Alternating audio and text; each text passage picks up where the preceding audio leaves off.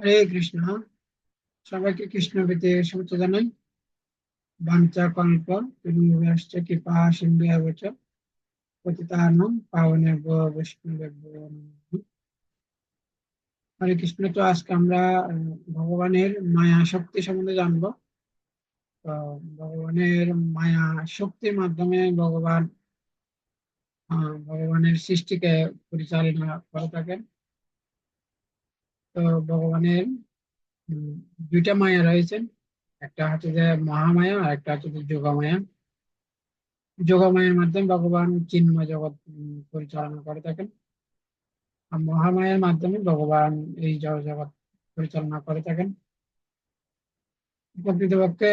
আর ভগবানের আরেকটা শক্তি রয়েছেন, সেটা হচ্ছে যে তটস্থ শক্তি। জীব হচ্ছে ভগবানের তটস্থ শক্তি। আহ, তো জীব, হ্যাঁ, তট বলতে অর্থাৎ সে চাইলে নদীর এই পারও যেতে পারে, নদীর ওই পারও থাকতে পারে। তট হচ্ছে যে মাঝখানে অর্থাৎ মধ্যবর্তী স্থান। তো জীব সে চাইলে ভগবানের বহিরাঙ্গ শক্তির দ্বারা প্রবাহিত হলে এই জড় বহিরাঙ্গ শক্তি হচ্ছে যে দুর্গা দেবী। দুর্গা দেবী তিনটা গুণের অধিষ্ঠাত্রী দেবী, সপ্তগুণ, রজগুণ, তমগুণ। তো জীব যখনই বহিরাঙ্গা শক্তির দ্বারা প্রবাহিত হয়, তিনটা গুণের দ্বারা সে আহ তিনটা গুণের দ্বারা আবদ্ধ হয়ে থাকে, তিনটা গুণের দ্বারা আবদ্ধ হয়ে কর্ম করে থাকেন। তখনই সে কর্মের বন্ধনে তাকে আবদ্ধ হতে হয় এবং কর্মের মাধ্যমে তাকে বিভিন্ন রকম দুঃখ কষ্ট ভোগ করতে হয় এবং কর্মের বন্ধনে আবদ্ধ হবার ফলে বারবার তাকে এই জন্ম মৃত্যুর বন্ধনে তাকে আবদ্ধ হতে হয় এবং সেখানে বিভিন্ন রকম যোনির মধ্যে তাকে 84 লক্ষ যোনির মধ্যে তাকে পরিভ্রমণ করতে হয়। তো সেজন্য দুর্গা দেবী হচ্ছে থেকে ভগবানের বহিরঙ্গা শক্তি বলা হয়। যেটা হচ্ছে যে ভগবানের যে বাহ্যিক কারণ, সেটা হচ্ছে দুর্গা দেবী, বহিরঙ্গা শক্তি ভগবান। তো জীব সে যখনই যোগমায়ার দ্বারা প্রবাহিত হয়, তখনই সে আবার সে চিৎ জগতে সেখানে ফিরে যেতে পারে। তো আমরা হলাম যে যোগ এবং যোগমায়া এবং মহামায়া মধ্যবর্তী স্থানে হয়তো জীবাত্মা। সে চাইলে কখনো সে সে চাইলে যোগমায়ার দ্বারা প্রবাহিত হতে পারে, সে আবার চাইলে বহিরঙ্গা শক্তির দ্বারা সে প্রবাহিত হতে পারে। তো জীব যদিও বা সে চিন্ময় জগতে ছিল, কিন্তু সে সে যখনই তার ভিতরে যখনই জীবের ভিতরে একটা ক্ষুদ্র স্বাধীনতা থাকে, যখন সে স্বাধীনতার অপব্যবহার করে থাকেন, তখনই কি করেন, ভগবানের একটা শক্তি রয়েছে পক্ষে আত্মিকা শক্তি। পক্ষে আত্মিকা শক্তি তখনই তাকে কি করেন, সাথে সাথে গ্রেপ্তার করে তাকে এই জড় জগতে প্রেরণ করেন। কৃষ্ণ বলি সে জীব বুকবাঞ্চা করে, নিকটস্থ মায়া তারে ঝাপটিয়া ধরে। তো সে যারা হচ্ছে ভগবানের পক্ষে আত্মিকা শক্তি, সেটা কি করেন, এই জগতে তাকে প্রেরণ করে। তারপর এরপর আছে ভগবানের আবরণাত্মিকা শক্তি। তা আবরণাত্মিকা শক্তি কি করেন, যে কৃষ্ণকে ভুলিয়ে রাখেন। এটা হয়তো যে ভগবানের আবরণাত্মিকা শক্তির কাজ হচ্ছে যে জীবকে কৃষ্ণকে ভুলিয়ে রাখা। তো সেজন্য প্রকৃতপক্ষে ভগবানের মায়া, অনেকে বলতে চায় যে আমরা মায়ার বন্ধন থেকে মুক্ত হতে চাই, মায়ার বন্ধন থেকে মুক্ত হতে চাই। প্রকৃতপক্ষে মায়া আসলে তো তো প্রকৃতপক্ষে সব জায়গায় মায়া রয়েছে। ভগবানের মায়ার মাধ্যমে সমগ্র সৃষ্টিকে পরিচালনা করে থাকেন। ভগবদ্গীতা ভগবান বলছেন, আহং সর্বস্ব পব মত সর্বং প্রবর্ততে ইতিমত্তা ভজতে মাম বুধা বা সমন্বিতা। ভগবান বলছেন, আমি জড় জগৎ চিন্ময় জগৎ সবকিছু আমি পরিচালনা করে থাকেন। কিন্তু ভগবান এই জড় জগৎ চিন্ময় জগতের উনি উনি উনি আহ উনি এই ভগবানের মায়া শক্তির মাধ্যমে উনি পরিচালনা করে থাকেন। চিন্ময় জগতে সেখানে ভগবানের যোগমায়া রয়েছেন, আহ আর এই জড় জগতে ভগবানের মহামায়া রয়েছেন। তো আসলে মায়াটা আসলে কি জিনিস, সেটা আমরা বলবো। আসলে মায়াটা কি, খুব সুন্দর একটা গল্প আসলে। প্রকৃতপক্ষে কিভাবে জড় জগতে জীব সে মায়ার দ্বারা প্রবাহিত হলে কেন দুঃখ কষ্ট, কিভাবে সে দুঃখ কষ্ট ভোগ করে। তো এক সময় একটা কপট এবং কপতি ছিল। অর্থাৎ কপট, কপতি মানে অর্থাৎ কবুতর। তো স্বামী স্ত্রী তারা তাদের সাথে একসময় কোনো সম্পর্ক ছিল না, পরিচিত ছিল না। তো ঠিক সেরকম আমরা যখন আমাদের সাথে এই জগতের সাথে কোনো পরিচয় ছিল না। যখন আমরা জন্মগ্রহণ করি সাথে সাথে এই জগতের সাথে আমরা পরিচিত হতে থাকি এবং এই জড় জগতের বিভিন্ন বস্তুর প্রতি আমরা আসক্তি হতে থাকি। তো ঠিক সেরকমই তো কপট এবং কপতি কালের প্রভাবে তাদের সাথে উম, তারা একত্রিত হয়। তাদের তাদের মধ্যে একজন একজনের সাথে ভালোবাসা বিনিময় হতে লাগলো। তো কিছুদিন পরে তাদের ভিতরে তাদের 4টা সন্তান হয়। একদিন প্রতিদিন সেই কপট এবং কপতি তাদের সন্তানের খাবারের জন্য তারা বের হয়ে পড়তো। তো ঠিক প্রতিদিনই নিয়ে একদিন সে স্বামী স্ত্রী দুজনে কপত কপত তারা খাবারের জন্য বের হয়ে পড়লেন। তো তখন এ- এ- এর মধ্যে শিকারী কি করলো, সে বুঝতে পারলো যে এখানে কপত কপতি বাস করে এবং তাদের 4টা ছানা রয়েছে। তখন সে সুন্দর করে কি করলো, সে যে গাছের নিচে বৃক্ষের নিচে সে সুন্দর করে জাল পাতলো। সে জালের মধ্যে সেই 4টা ছানা কি করলো, তারা আটকে পড়লো। তখন সে 4টা ছানা আটকে পড়লো। তখন এই কপতি সেখানে এসে উপস্থিত হয়। তখন এই ছানাদের দুঃখ দুর্দশা দেখে তখন সেই জালের মধ্যে সে ঝাঁপিয়ে পড়েন। যদিও বা সে জানতো যে এটা হচ্ছে একটা, যদিও বা সে জানে যে কি এই জালে যদি সে যদি ঢুকে পড়ে তাহলে তাকে মৃত্যুবরণ করতে হবে। তবুও সে সে মৃত্যুর যে এ, মৃত্যুর কথা চিন্তা না করে সে সে সন্তানের প্রতি মোহিত হয়ে সে কি করেন, এ, সে সন্তানের প্রতি মোহিত হয়ে সেখানে সে সে যে দস্যুর জালে সে ঢুকে পড়েন, বেদের জালে ঢুকে পড়েন। তখন এবার আসলো কপট। তো কপট আসলে দেখুন তখন তার স্ত্রী এবং তার ছেলে মেয়ের দুঃখ দুর্দশা দেখে সবুজ তবুও জানে যে সে জানে যে সে তার মৃত্যু হবে। তবু জানা সত্ত্বেও সে কি করলো, জানা সত্ত্বেও সে কি করলো, জানা সত্ত্বেও সে সে সে কি করলো, সে ছেলে মেয়েকে রক্ষা করার জন্য সে জালের ভিতর ঢুকে পড়লো। তখন সাথে সাথে বেদ তাদের যে কপতি এবং তার সমস্ত সন্তানদেরকে নিয়ে সে ধরে নিয়ে চলে গেল। তো এইভাবে প্রকৃতপক্ষে এই সংসারটা হচ্ছে যে ঠিক সেরকম, এই মায়াটা হচ্ছে ঠিক সেরকম। আমরা মনে করে থাকি আমার ছেলে, আমার মেয়ে, আমার আমার পরিবার, আত্মীয় স্বজন, বন্ধু বান্ধব, তো এদের দ্বারা মোহিত হয়ে আমরা কি করে থাকি, দিন রাত কঠোর পরিশ্রম করে থাকি, তাদের সুন্দর সুবিধানের জন্য চেষ্টা করে থাকি। কিন্তু আমাদের যে পরম সত্য যে শ্রীকৃষ্ণ রয়েছেন, সেই সত্যের কথা আমরা ভুলে যাই। তো যেভাবে অর্জুন ভগবত গীতায় ভগবান সেটা শিক্ষা দিচ্ছেন, অর্জুন সে চিন্তা করতে লাগলেন, সে নিজের জন্য চিন্তা করতে লাগলেন। কিন্তু যে ভগবানের যে একটা পরম সত্য রয়েছেন সেটা সেটা সে অর্জুন সেটা ভুলে গেলেন। পরবর্তীতে ভগবান অর্জুনকে মনে করে দিলেন যে প্রকৃতপক্ষে যে কৃষ্ণের সুন্দর সুবিধানের জন্য কি করা উচিত, যুদ্ধ করা উচিত। তো তখনই সেজন্য পরম সত্য নিহিত রয়েছেন যে কৃষ্ণের উপরে। কৃষ্ণ যখন বলবে যে তুমি এদেরকে হত্যা করো, তখন সেটা হচ্ছে ধর্ম।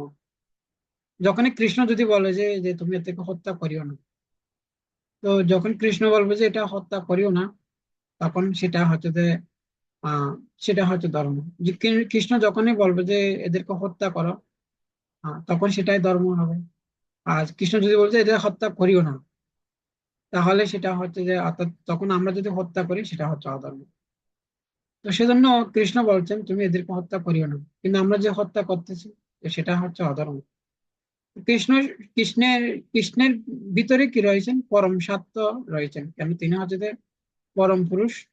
সেজন্য কৃষ্ণের সন্তুষ্টি বিধান করাটা হচ্ছে যে ধর্ম, কৃষ্ণের সন্তুষ্টি বিধান না করাটা হচ্ছে যে প্রকৃত অধর্ম। সেজন্য অর্জুনের মাধ্যমে এভাবে কৃষ্ণের যে পরম সত্য নিহিত রয়েছেন সেটা আমাদেরকে শিক্ষা প্রদান করতেছেন। তো আমরা যেটা বলছি তো প্রকৃতপক্ষে ঠিক সেরকমও এই যে জড়জগতে যে সংসার আমরা মনে করে থাকি যে আমাদের যে পরিবার অথবা ছেলে মেয়ে, মাতা পিতা, আত্মীয় স্বজন, এদেরকে এদেরকে সন্তুষ্টি করা হচ্ছে যে জীবনের পরম লক্ষ্য। কিন্তু প্রকৃত জীবনের পরম লক্ষ্য হচ্ছে যে ভগবানের সন্তুষ্টি বিধান করা। আহ, দেহ উপহত্য কলা, সুখদেব গোস্বামী বলছেন দেহ উপহত্য কলাত্রাদিষু আত্মাসন্ন্যাসু অসৎসুপে। তো উনি বলতে যে সুখদেব গোস্বামী বলতে যে এই জড়জগতের মানুষ তারা সংসার বন্ধনে আবদ্ধ হওয়ার ফলে তারা তারা মনে করে থাকে কি যে প্রকৃতপক্ষে যে আত্মীয় স্বজন, অর্থাৎ আত্মীয় স্বজনের সন্তুষ্টি বিধান করা হচ্ছে যে প্রকৃত।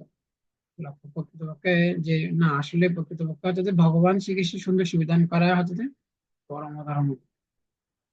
তো তো ঠিক সেরকমও এই সেই কপতি যেভাবে তারা তারা যেরকম ছেলে মেয়ের প্রতি আসক্ত হওয়ার ফলে তারা যেভাবে মৃত্যুর দিকে ধাবিত হয়, ঠিক সেরকমও এই জগতে মায়ারূপে আমরা আমাদের আত্মীয় স্বজন এবং পরিবারকে সুন্দর করতে গিয়ে আহ তখনই কি হয়, আমাদেরকে আমরা মৃত্যুর দিকে আমরা ধাবিত হচ্ছি। তো যখনই আমরা কৃষ্ণের সন্তুষ্টি বিধান করব, তখনই আমরা প্রকৃতপক্ষে মায়ার বন্ধন থেকে মুক্ত হতে পারবো। তো আমরা বলছি প্রকৃতপক্ষে ভগবানের দুইটা মায়া রয়েছে, একটা হচ্ছে যে যোগ মায়া আর একটা হচ্ছে যে মহামায়া। তো এটাকে বলা হয়, তো এই জড় জগৎকে বলা হয়, তো এই জড় জগৎকে বলা হয় দেবীধাম। অর্থাৎ এটা হচ্ছে যে এটাকে বলা হয় দুর্গা দেবীর এটা দেবীধাম কেন বলা হয়, কেন এই এই জড় জগৎ সম্পূর্ণরূপে এই জড় জগতে অনন্ত কোটি কোটি বিশ্ব ব্রহ্মাণ্ড রয়েছে। ব্রহ্ম সংহিতা বলছে, একহ পেশং রচিয়তম জগদণ্ড কোটি কোটি অশেষ বসুধা দুর্বিবৃতম ভিন্নম তৎ ব্রহ্ম নিষ্কলম অনন্ত অশেষ ভূতম গোবিন্দম আদি পুরুষম তমহং ভজামি।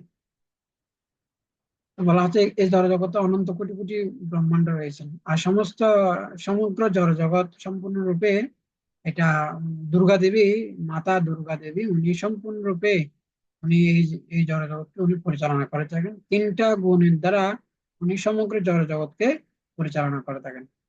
সেজন্য এই এই জড়জগৎকে এটাকে বলা হয় দেবীধাম। এটা এটা সুপারিনটেন্ডেন্ট হচ্ছে মাতা দুর্গা দেবী। উনি কোনো সাধারণ কোনো দেবী নয়, উনি কোনো সাধারণ কোনো দেবতা নয়, উনি কোনো অসাধারণ নয়, সাধারণ কোনো অর্থাৎ দেবতা নয়। এমনকি দুর্গা দেবী উনি ব্রহ্মা থেকেও শ্রেষ্ঠ। বলা হচ্ছে একটা ব্রহ্মাণ্ডে একটা ব্রহ্মা থাকে, এরকম অনন্ত কোটি কোটি ব্রহ্মাণ্ডে কোটি কোটি ব্রহ্ম থাকে। কিন্তু দুর্গা দেবী হচ্ছে এই সমস্ত ব্রহ্মা থেকেও উনি হচ্ছে যে আদি আদি দেবী হচ্ছে যে দুর্গা দেবী। কেননা সমগ্র জড়জগৎ সৃষ্টির প্রারম্ভে প্রথমে উনি কারণোদকশাহী বিষ্ণু থেকে যে দুর্গা দেবীকে সৃষ্টি করেন, সেজন্য দুর্গা দেবীর একটা নাম হচ্ছে যে বিষ্ণু মায়া। অর্থাৎ দুর্গা দেবী স্বয়ং উনি বিষ্ণু থেকে সৃষ্টি হয়, সেজন্য তার নাম হচ্ছে যে কি বিষ্ণু মায়া বলা হয়। তো দুর্গা দেবীর এই জড়জগৎকে বলা হয় দেবীধাম। তো এরপরে হচ্ছেন যে মহেশ ধাম, অর্থাৎ যেখানে শিব বাস করে থাকেন। তো এরপরে হচ্ছে যে যে বিষ্ণুধাম অথবা বৈকুণ্ঠ লোক, যেখানে আহ আহ বিষ্ণু এবং লক্ষ্মী দেবী তারা বাস করে থাকেন। এবং এর উপরে রয়েছেন যে গোলক বৃন্দাবন, যেখানে কৃষ্ণ লোক, যেখানে কৃষ্ণ বাস করে থাকেন। তো সে সেজন্য সেজন্য ব্রহ্মসংহিতা বলছে গোলক নাম্নী নিজ দাম্বি তলে চতৈশ দেবী মহেশ হরি দামেশ তেষু তেষু তেতে পবয়া নিচিয়া বিহিতাশ্চ গোবিন্দ মাদি পুরুষম তমহং ভজামি। গোলক নাম্নী নিজ দাম্বি, অর্থাৎ গোলক বৃন্দাবনে সেখানে নিজ ধাম। ধাম্বি মানে হচ্ছে ধাম, যেখানে কৃষ্ণ বাস করে থাকেন। গোলক নাম্নী নিজ দাম্বি তলে চতৈশ দেবী মহেশ হরি দামেশ আম, যে দেবী মহেশ হরি দামেশ তেষু তেষু তেতে পবয়া নিতাশ্চ বিহিতাশ্চ যেন গোবিন্দ মাদি পুরুষম তমহং ভজামি। আর দেবী ধাম হচ্ছে কি এই জড় জগৎ হচ্ছে যে দেবী ধাম, অর্থাৎ দুর্গা দেবী। অর্থাৎ এই ধাম, এই দুর্গা দেবী এই জড় জগৎকে পরিচালনা করে থাকেন। তো সাধারণত ভগবানের যে দুইটা মায়া রয়েছে, একটা হচ্ছে যে ভগবানের গুণমায়া, আর একটা হচ্ছে যে ভগবানের যে গুণময়ী, একটা হচ্ছে যে প্রেমময়ী অথবা অর্থাৎ গুণময়ী, আর একটা হচ্ছে প্রেমময়ী অথবা আনন্দময়ী। তো গুণময়ী মানে হচ্ছে যে অর্থাৎ দুর্গা দেবী। দুর্গা দেবী আমরা বললাম দুর্গা দেবী যিনি হচ্ছে যে দুর্গা। দুর্গা আসলে প্রকৃতপক্ষে দুর্গ কথা থেকে আসছে দুর্গা দেবী। তো দুর্গা মানে হচ্ছে যে কি, দুর্গা মানে হচ্ছে যে কারাগার। তো ভগবানের রাজ্যে, তো ভগবানের আমাদের যেরকম সরকারের একটা কি প্রয়োজন হয়, সরকারের একটা কারাগার প্রয়োজন হয়, ঠিক ঠিক প্রকৃতপক্ষে ভগবান উনি গোলক বৃন্দাবনে বাস করলেও, অর্থাৎ ভগবানের একটা রাজ্য রয়েছে, কিন্তু ভগবানের রাজ্য থাকলেও ভগবান কি করেছেন, এই জড়জগৎ সৃষ্টি করেছেন। এই জড়জগৎ ভগবান কেন সৃষ্টি করছেন, কেননা ভগবান এই জড়জগৎ সৃষ্টি করছে যে এই জড়জগৎটা হচ্ছে যে ভগবানের একটা কারাগার। তো কারাগারে যারা কি করেন, যারা রাজ্যের যে নাগরিক, যারা ভগবানের আইনকে লঙ্ঘন করে, তাদেরকে কি করা হয়? যারা ভগবানের আইনকে লঙ্ঘন করা হয় তাদেরকে এই কারাগার রূপে এই জড়জগতে তাদেরকে প্রেরণ করা হয়। তো প্রকৃতপক্ষে সেটা হচ্ছে যে ভগবানের অহেতুক কৃপা। কেন ভগবান এই জড়জগৎ সৃষ্টি করছে? কারণ ভগবান এই জড়জগৎ সৃষ্টি করছে জীব যেন সে কি হতে পারেন, সংশোধন হতে পারে। অর্থাৎ কারাগার কেন সৃষ্টি করা হয়? কারাগার সৃষ্টি করা হয় জীব যেন সেখানে সে সংশোধন হয়ে সে আবার পুনরায় সে রাজ্যে ফিরে যেতে পারে। ভগবান এই জড়জগৎ সৃষ্টি করেছেন। এই জগৎ সৃষ্টি করে ভগবান, আমরা এই জড়জগতে আমরা 84 লক্ষ জুনের পর আমরা দুর্লভ মনুষ্য জীবন পাই। তো ওই মনুষ্য জীবন পাওয়ার মাধ্যমে ভগবান আমাদেরকে কি করেন, একটা সুযোগ প্রদান করেন। অর্থাৎ আমরা এই মনুষ্য জীবনের মাধ্যমে কি করতে পারি, আমরা সংশোধন হতে পারি। তো সেজন্য ভগবান কি করেছেন, ভগবান কৃষ্ণ এই জগতে অবতীর্ণ হয়ে উনি ভগবত গীতার জ্ঞান প্রদান করেছেন।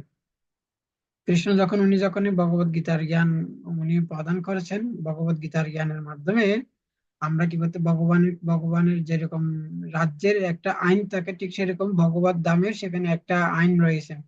তো সেই আইনটাই উনি কি করেছেন, ভগবান কৃষ্ণ সেটা প্রণয়ন করেছেন, ভগবত গীতার শিক্ষা। তো এই শিক্ষা, এই নীতিটা যদি আমরা যদি কি করি, এই নীতিটা যদি আমরা যদি মেনে চলি, তাহলে আমি কি করতে পারবো, আমি মুক্ত হতে পারবো। অর্থাৎ আমি চিৎ জগতে অথবা সেখানে ফিরে যেতে পারবো। অর্থাৎ আমি রাজ্যে পুনরায় সেখানে স্বতন্ত্র ভাবে সেখানে বাস করতে পারবো। কিন্তু আমরা যতক্ষণ পর্যন্ত এই রাজ্যের আইন মানবো না, ততক্ষণ পর্যন্ত আমাকে কারাগারে থাকতে হবে। ঠিক সেরকম আমরা যতক্ষণ পর্যন্ত ভগবত যে আইন, ধর্মন্ত সাক্ষাৎ ভগবত প্রণীতম, ভগবানের যে মুখনিসৃত বাণী, ভগবানের যে আইন, সে আইনটা যতদিন পর্যন্ত আমরা মানবো না, ততদিন পর্যন্ত আমাদেরকে এই সংসার সমুদ্র আমাদেরকে এখানে জলবন্ধনে আবদ্ধ হয়ে থাকতে পারবো। যখনই আমরা ভগবানের আইনকে আমরা যখনই মানার চেষ্টা করব, যখনই সেটাকে আমরা সেই আইনকে অনুসরণ করব, তখনই আমরা আস্তে আস্তে আমরা এই জড়জগতের বন্ধন থেকে মুক্ত হতে পারবো। কিন্তু এই আইনকে আমরা যতদিন পর্যন্ত মানবো না, ততদিন পর্যন্ত আমাদেরকে এই সংসার সমুদ্রে এখানে আমাদেরকে থাকতে হবে। তো সেজন্য অর্থাৎ আমরা, এটা হচ্ছে যে ভগবানের একটা কৃপা, আমরা যেন আবার যেন সে ভগবানের কাছে ফিরে যেতে পারি এবং সেখানে যেন ভগবানের সাথে সুখে যেন আমরা থাকতে পারি, বাস করতে পারি। সেজন্য ভগবান এই জগৎ সৃষ্টি করে আমাদেরকে একটা সুযোগ প্রদান করে। আমাদেরকে সুযোগ প্রদান করে কি জন্য, আমরা যেন আবার যেন সে রাজ্যে ফিরে যেতে পারি। তো এই যে রাষ্ট্রের যে কারাগার সৃষ্টি করা হয়, প্রকৃতপক্ষে সেটা হচ্ছে যে কারাগারে যারা রাষ্ট্রের নাগরিকের মঙ্গলের জন্য, কেন তারা তারা যেন সে তারা যেন সংশোধন হতে পারে, সেজন্য কিছুদিনের জন্য তাকে সাময়িক সেখানে কিছুদিনের জন্য তাকে এখানে প্রেরণ করা হয়। ঠিক সেরকমও এই জড়জগতে আমরা এখানে 2 দিনের জন্য আমরা বেড়াতে আসছি। কিন্তু আমরা বেড়াতে আসলেও আমরা এই জড়জগৎকে, তাহলে এই জগৎ থেকে আমরা কেন বের হতে চাই না? তো প্রকৃতপক্ষে আমরা কেন এই জড়জগৎ থেকে বের হতে চাই না? তো প্রকৃতপক্ষে আমরা ভগবানের সাথে ছিলাম, কিন্তু সেটা আমরা আমরা ভুলে গেছি। তো এরকম একবার কি ছিল, দুইটা যে দুইটা জীবাত্মা ছিল। তো খুব সুন্দর গল্প। সেটা হচ্ছে দেখি, এই যে দুইটা জীবাত্মা, সরি, একটা হচ্ছে যে বদ্ধ জীবাত্মা, একটা হচ্ছে মুক্ত জীবাত্মা। তো তারা মাতৃগর্ভে ছিল। মাতৃগর্ভে মাতৃগর্ভে যখন ছিল, তখনই একটা বদ্ধ জীবাত্মা এসে বলতে লাগলো যে যে না, আমরা এই যে স্থানে আছি, এটা হচ্ছে যে প্রকৃতপক্ষে এটা হচ্ছে যে সঠিক স্থান। তো তখন যে মুক্ত পুরুষ, যে মুক্ত জীবাত্মা, সে বলছে না না, আমরা এই যে এই কি যে মাতৃগর্ভ আছে, এটা হচ্ছে যে বন্ধন। আমরা এখান থেকে বের হলে, আমরা এখান থেকে বের হলে হচ্ছে যে মুক্ত। আমরা এখানে আমাদেরকে মুখ দিকে আমরা এখানে নাভির মাধ্যমে খেতে হচ্ছে, প্রকৃতপক্ষে আমরা এখান থেকে বের হলে আমরা মুখ দিয়ে খেতে পারবো, আমরা চোখে দেখতে পারবো, কানে শুনতে পারবো, নাক দিয়ে ঘ্রাণ নিতে পারবো, চোখে দেখতে পাবো, এবং আমরা মুখ দিয়ে কথা বলতে পারবো, মুখ দিয়ে খেতে পারবো, আমরা হাত দিয়ে কাজ করতে পারবো, আমরা পা দিয়ে হাঁটতে পারবো।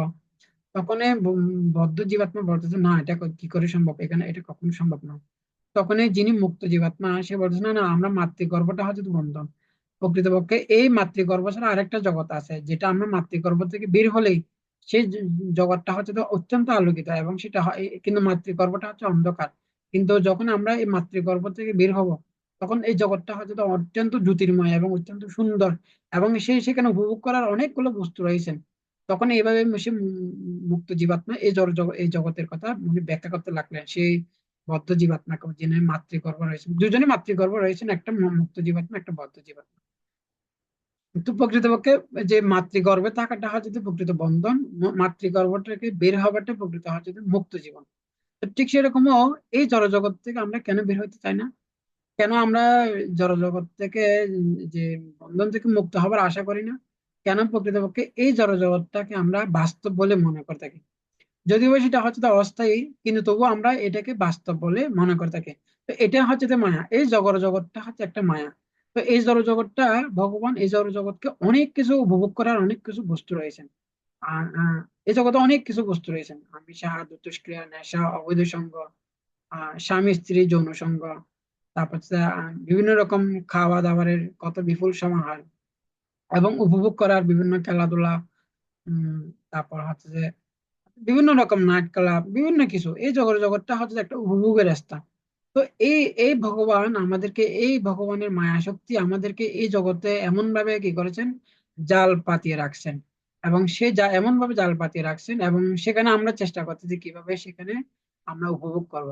কিন্তু উপভোগ এবং এই সেজন্য এই জড়জগৎটা আমরা বাস্তব বলে মনে করে থাকি।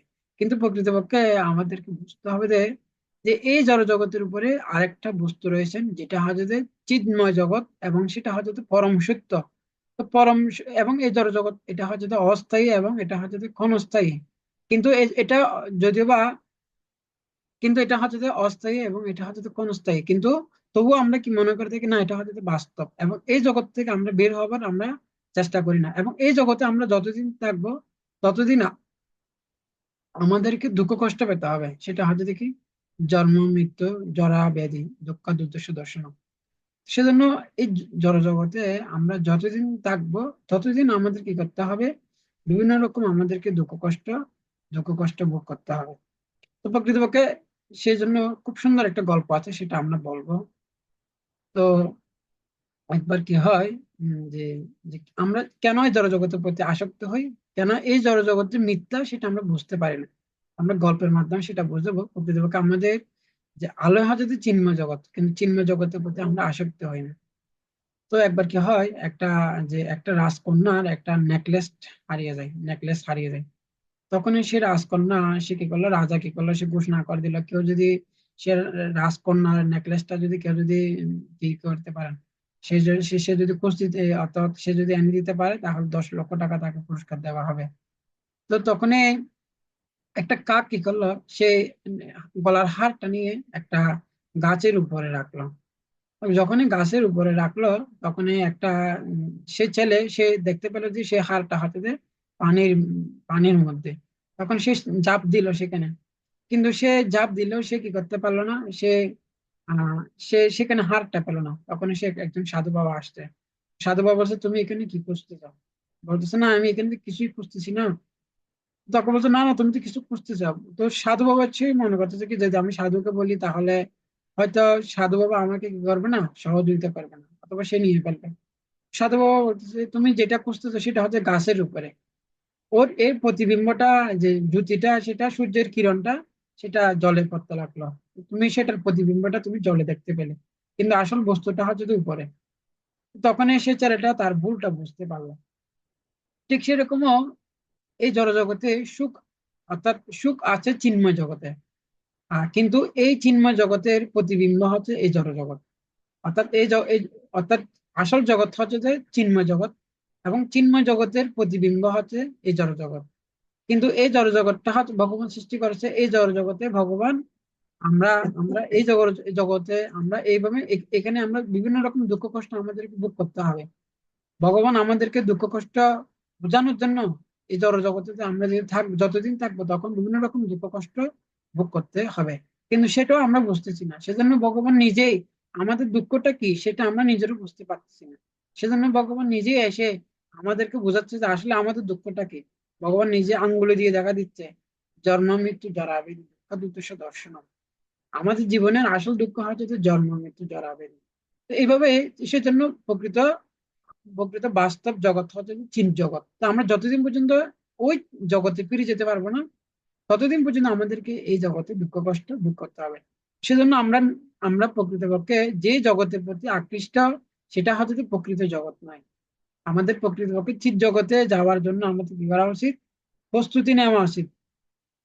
কেননা এই মনুষ্য জীবনটা হচ্ছে যে এটা হচ্ছে যে সবচেয়ে সর্ব উৎকৃষ্ট, এবং এটা হচ্ছে শেষ জীবন।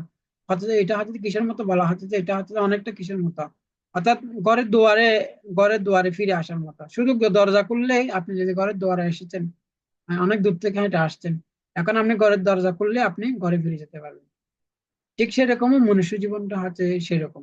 তো আমরা সেজন্য আমরা যেন চিন্ময় জগতে ফিরে যেতে পারি, সেটার জন্য কি করা উচিত, আমাদের প্রয়াস করা উচিত, এবং এই জড় জগতের প্রতি অনাসক্তি হয়ে আমরা যেন চিৎ জগতে ফিরে যেতে পারি। এবং এই জগৎটা হচ্ছে একটা মায়ার জগৎ, আর যতদিন পর্যন্ত এই জগতে থাকবো ততদিন পর্যন্ত আমাদেরকে এই জন্ম মৃত্যুর বন্ধন আমাদেরকে আবদ্ধ হয়ে থাকবে। তো আমরা বললাম প্রকৃতপক্ষে যে তিনটি ভগবানের যে গুণ আমাদের, আমরা বললাম যে একটা গুণময়ী, একটা হচ্ছে যে প্রেমময়ী। তো প্রকৃতপক্ষে এই আমরা গুণের দ্বারা আমরা কি হয়ে গেলাম, আমরা আবদ্ধ হয়ে আছি। তো প্রকৃতপক্ষে ভগবত গীতায় ভগবান বলছে যে, ভগবান কৃষ্ণ বলছে যে দৈবেশা গুণময়ী মম মায়া দুরত্যয়া মামেব যে ভবদন্তে মায়া মেতাম তরন্তি। ভগবত গীতায় ভগবান বলছে যে দৈবেশা গুণময়ী মম মায়া দুরত্যয়া। তো কৃষ্ণ বলছে যে আমার যে এই যে গুণময়ী, যে অর্থাৎ দৈবীময়ী, দৈবায়সা গুণময়ী, যে গুণময়ী সেটা হচ্ছে যে দুর্গা দেবী। এই গুণময়ী এই মায়াটাকে এটা অতিক্রম করা, কৃষ্ণ বলছে সেটা হচ্ছে দূরত্বক্রম মায়া, অর্থাৎ সেটাকে কেউ অতিক্রম করতে পারে না। তো কেন পারে না? কেননা সেটা যদি কৃষ্ণ যদি ইচ্ছা না করে, কখনো কেউ তিনটে গুণ থেকে মুক্ত হতে পারবে না। দেখুন, এই জগতে মানুষ কত রকম দেব দেবতার পূজা করে থাকেন, কত দেবী পূজা করে থাকেন, কত রকম ধর্ম অনুশীলন করে থাকেন, মানে কৃষ্ণকে বাদ দিয়ে কত রকম ধর্ম অনুশীলন করে থাকেন। কিন্তু সমস্ত যতই আমরা ধর্ম অনুশীলন করি না কেন, কিন্তু যতক্ষণ পর্যন্ত কৃষ্ণের আশ্রয় গ্রহণ করবো না, ততক্ষণ পর্যন্ত আমরা এই তিনটা গুণের থেকে, প্রভাব থেকে আমরা কখনো মুক্ত হতে পারবো না। সেজন্য কৃষ্ণ বলছে দৌবেশ গুণময়ী মম মায়া দূরত্ব। কিন্তু কিন্তু কিন্তু কিভাবে সে গুণ থেকে মুক্ত হতে পারবো, মামে বুঝে প্রবদন্তে মায়া বেতন তরন্তি। কিন্তু যখনই আমরা কৃষ্ণের আশ্রয় গ্রহণ করব, ওই যে যুগমায়ের আশ্রয় গ্রহণ করব, কৃষ্ণের আশ্রয় গ্রহণ করব, তখনই আমরা কি করতে পারবো, এই গুণ থেকে আমরা মুক্ত হতে পারবো। তো এই তিনটা গুণ আমাদেরকে কি করতেছেন, এই তিনটা গুণ আমাদেরকে আষ্টে পৃষ্ঠে বেঁধে রাখছেন। তো বলা আছে যে ভগবত গীতা চতুর্দশ অধ্যায়, সেখানে গুণত্রয় বিভাগ যোগ ভগবান বলছে সত্যম রজতম ইতি গুণা প্রকৃতি সম্ভবা নিবদন্তি মহাবাহু দেহে দেহিনাম অব্যয়ম। সত্যম রজতম ইতি গুণা প্রকৃতি সম্ভবা নিবদন্তি মহাবাহু দেহে দেহিনাম অব্যয়ম। তো এখানে বলছে যে দেহে দেহিনাম, অর্থাৎ দেহের মধ্যে যে দেহি রয়েছেন সেটাকে কি করছেন, সেখানে তিনটা গুণ সত্যম রজতম ইতি গুণা প্রকৃতি সম্ভবা নিবদন্তে মহাবাহু দেহে দেহিনাম অব্যয়ম। যে তিনটা গুণ কি করছেন, এই এই যে দেহের ভিতরে যে দেহি আত্মাটাকে তিনটা গুণ কি করছেন আষ্টে পৃষ্ঠে, এই তিনটা গুণ আষ্টে পৃষ্ঠে কি করেছেন, সে আত্মাটাকে আবদ্ধ করে রাখছেন। তো এটা সেজন্য আমাদের তিনটা গুণ আমাদের কি করেছেন, আষ্টে পৃষ্ঠে আমাদেরকে বেঁধে রাখছেন। বেঁধে রাখার তার কারণ কি, আমরা কেন এখানে আমরা তিনটা গুণ আমাদেরকে বেঁধে রাখছে, তো আমরা বললাম যে জীব জীব হচ্ছে যে ভগবানের তটস্থ শক্তি। সে চাইলে নদীর তটেও যেতে পারেন, আবার সে শুধু নদীর এই কুলো আসতে পারেন। জীব হচ্ছে যে ভগবানের দুইটা শক্তির মাঝখানে। তো সেটা হচ্ছে যে কি একটা ভগবানের বহিরাঙ্গ শক্তি, একটা হচ্ছে যে ভগবানের যোগমায়া শক্তি। তো কিন্তু প্রকৃতপক্ষে জীব, তো জীবের ভিতরে একটা কি রয়েছেন, ক্ষুদ্র স্বাধীনতা রয়েছেন। তো ভগবান হচ্ছে যে সরাট। ভগবান কৃষ্ণ বলছে যে কৃষ্ণ হচ্ছে যে কি, তিনি হচ্ছে যে সরাট। সরাট মানে হচ্ছে যে স্বাধীন। তো কিন্তু কৃষ্ণ হচ্ছে সম্পূর্ণরূপে স্বাধীন। তো কৃষ্ণ যখন জন্মগ্রহণ করেন, তিনি তিনি নিজের ইচ্ছায় জন্মগ্রহণ করেন। কিন্তু আমরা যখন, কৃষ্ণ যখন আবির্ভূত হয়, তিনি স্ব ইচ্ছায় আবির্ভূত হয়। কিন্তু কৃষ্ণ যখন অন্তর্ধান হন, তিনি স্ব ইচ্ছায় তিনি অন্তর্ধান হন। কিন্তু আমরা আমরা কৃষ্ণের ইচ্ছায় আমরা জন্মগ্রহণ করেছি, আমরা কৃষ্ণের ইচ্ছায় মৃত্যুবরণ করব।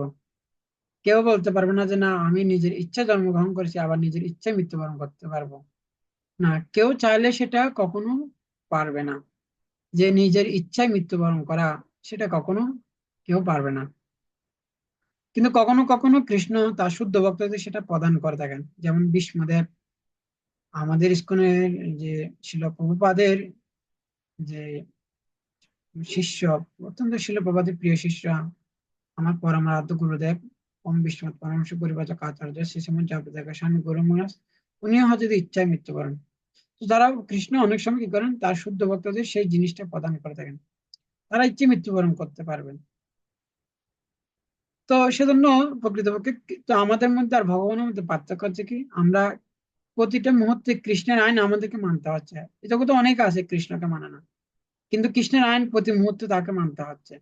এটা হচ্ছে পার্থক্য। কৃষ্ণের আইন আমাদেরকে মানতে বাধ্য হচ্ছে। আমরা জন্মগ্রহণ করেছি, আমাদের দেহের পরিবর্তন হচ্ছে, জন্ম বৃদ্ধি সৃষ্টি স্থিতি ক্ষয় মৃত্যু। তো কই প্রকৃতি কৃষ্ণের আইন কোথায়, কৃষ্ণকে কোথায় মানছি না? কৃষ্ণকে তো সবাই মানতে হচ্ছে। একটা ব্রহ্মা থেকে পিপিলিকা থেকে শুরু করে সবাইকে কৃষ্ণের আইন মানতে হচ্ছে। সবাইকে সবাইকে কৃষ্ণের আইন মানতে হচ্ছে। কৃষ্ণকে মানলেও না মানলেও কি হবে, কিন্তু কৃষ্ণের আইন সবাইকে মানতে বাধ্য। তো সেজন্য বলছে যে কি, জীবাত্মা তার একটা ক্ষুদ্র স্বাধীনতা রয়েছে, কিন্তু সেই স্বাধীনতার সে যখন অপব্যবহার করে, তখনই তাকে কি করতে হয়, তাকে তাকে এই জগতে তাকে প্রেরণ করা হয়। তো কৃষ্ণকে কেন উম, উম, তাকে এই জগতে, অর্থাৎ যে কৃষ্ণকে প্রকৃতপক্ষে সে যখনই জীবাত্মা যখনই চিন্ময় জগতে ছিল, সে মনে করতো যে কি, আসলে প্রকৃতপক্ষে আমরা হলাম যে কৃষ্ণের প্রতি ঈর্ষা পরায়ণ। আমরা কৃষ্ণের প্রতি প্রকৃতপক্ষে কৃষ্ণের প্রতি ঈর্ষা পারেন। কেন ঈর্ষা পারেন না, আমরা মনে করছি যে কৃষ্ণ কেন ভোগ করবে, যে আমি হলাম ভোক্তা। তো কৃষ্ণ ভগবত গীতা ভগবান বলছে, ভোক্তারম জগৎ অবশ্যম সর্বলোক মহেশ্বরম সুহৃদম সর্বভূতানাম জ্ঞাতমম শান্তি মৃত্যুতে। বলা হচ্ছে যে চিন্ময় জগতে সেখানে লক্ষ্মী সহস্র চিন্তা মুনি প্রকর সৎমসকল্প বৃক্ষ লক্কা বিতেশ সুরবীর পালয়ন্তম লক্ষ্মী সহস্র শত সম্ভ্রম সেবমানম গোবিন্দম আদি পুরুষম তমঃ। তো চিন্ময় জগতে সেখানে অনন্ত কোটি কোটি লক্ষ্মী দেবী রয়েছেন, শত কোটি লক্ষ্মী দেবী রয়েছেন। তারা সবসময় সেবা বিনম চিত্তে তারা ভগবানের সেবা করার জন্য উন্মুখ হয়ে আছেন। চিন্তা মনি প্রকার সৎপুরুষ কল্প বৃক্ষ লক্কা বিদেশ সুরবীর পালয়ন্তম লক্ষ্মী সহস্র শত সম্ভ্রম সেবা মানব। কোটি কোটি অনন্ত কোটি লক্ষ্মী দেবী রয়েছেন, যারা ভগবানের সেবা করার জন্য উন্মুখ হয়ে আছেন। তো যখন এই জীবাত্মা সে মনে করে যে কৃষ্ণের যে বৈভব দর্শন করে, সে মনে করে যে কি, যে ও কৃষ্ণ এতগুলো মেয়েকে নিয়ে সে সেবা গ্রহণ করতে চায়, তাহলে আমিও তাহলে আমিও করব। তো আমাদের ভিতরে এরকম কৃষ্ণের যে ঐশ্বর্য, সেটা দেখে আমরা কৃষ্ণের প্রতি ঈর্ষা পরায়ণ হয়ে গেছে। ও কৃষ্ণ তুমি কেন ভোগ করবে, আমাদের ভিতরে এরকম ভোগের বাসনা জেগে গেছে। এজন্য বলছে কৃষ্ণগুলি সেই যে ভোগবাঞ্ছা করে নিকটস্থ মায়া তারে ঝাপটিয়ে ধরে।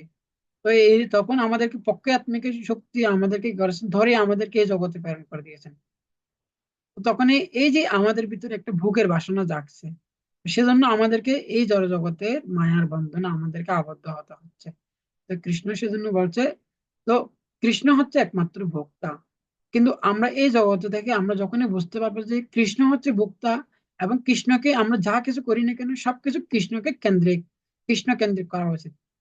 আমরা যা খাবো, উম, যা কিছু সবকিছু ভগবানের সেবায় যখন সংযুক্ত করবো, ভগবান কৃষ্ণ বলছে যে যৎ করসি যৎ অসস না আসি যৎ জোহসি যদা আসি যৎ যৎ তপস্যা আছে কুন্তি তৎকুরুষ মত অর্পণ। তুমি যা আহার করো, যা হোম করো, যে যজ্ঞ করো, যে তপস্যা করো, সবকিছু কি করো, আমাকে অর্পণ করো।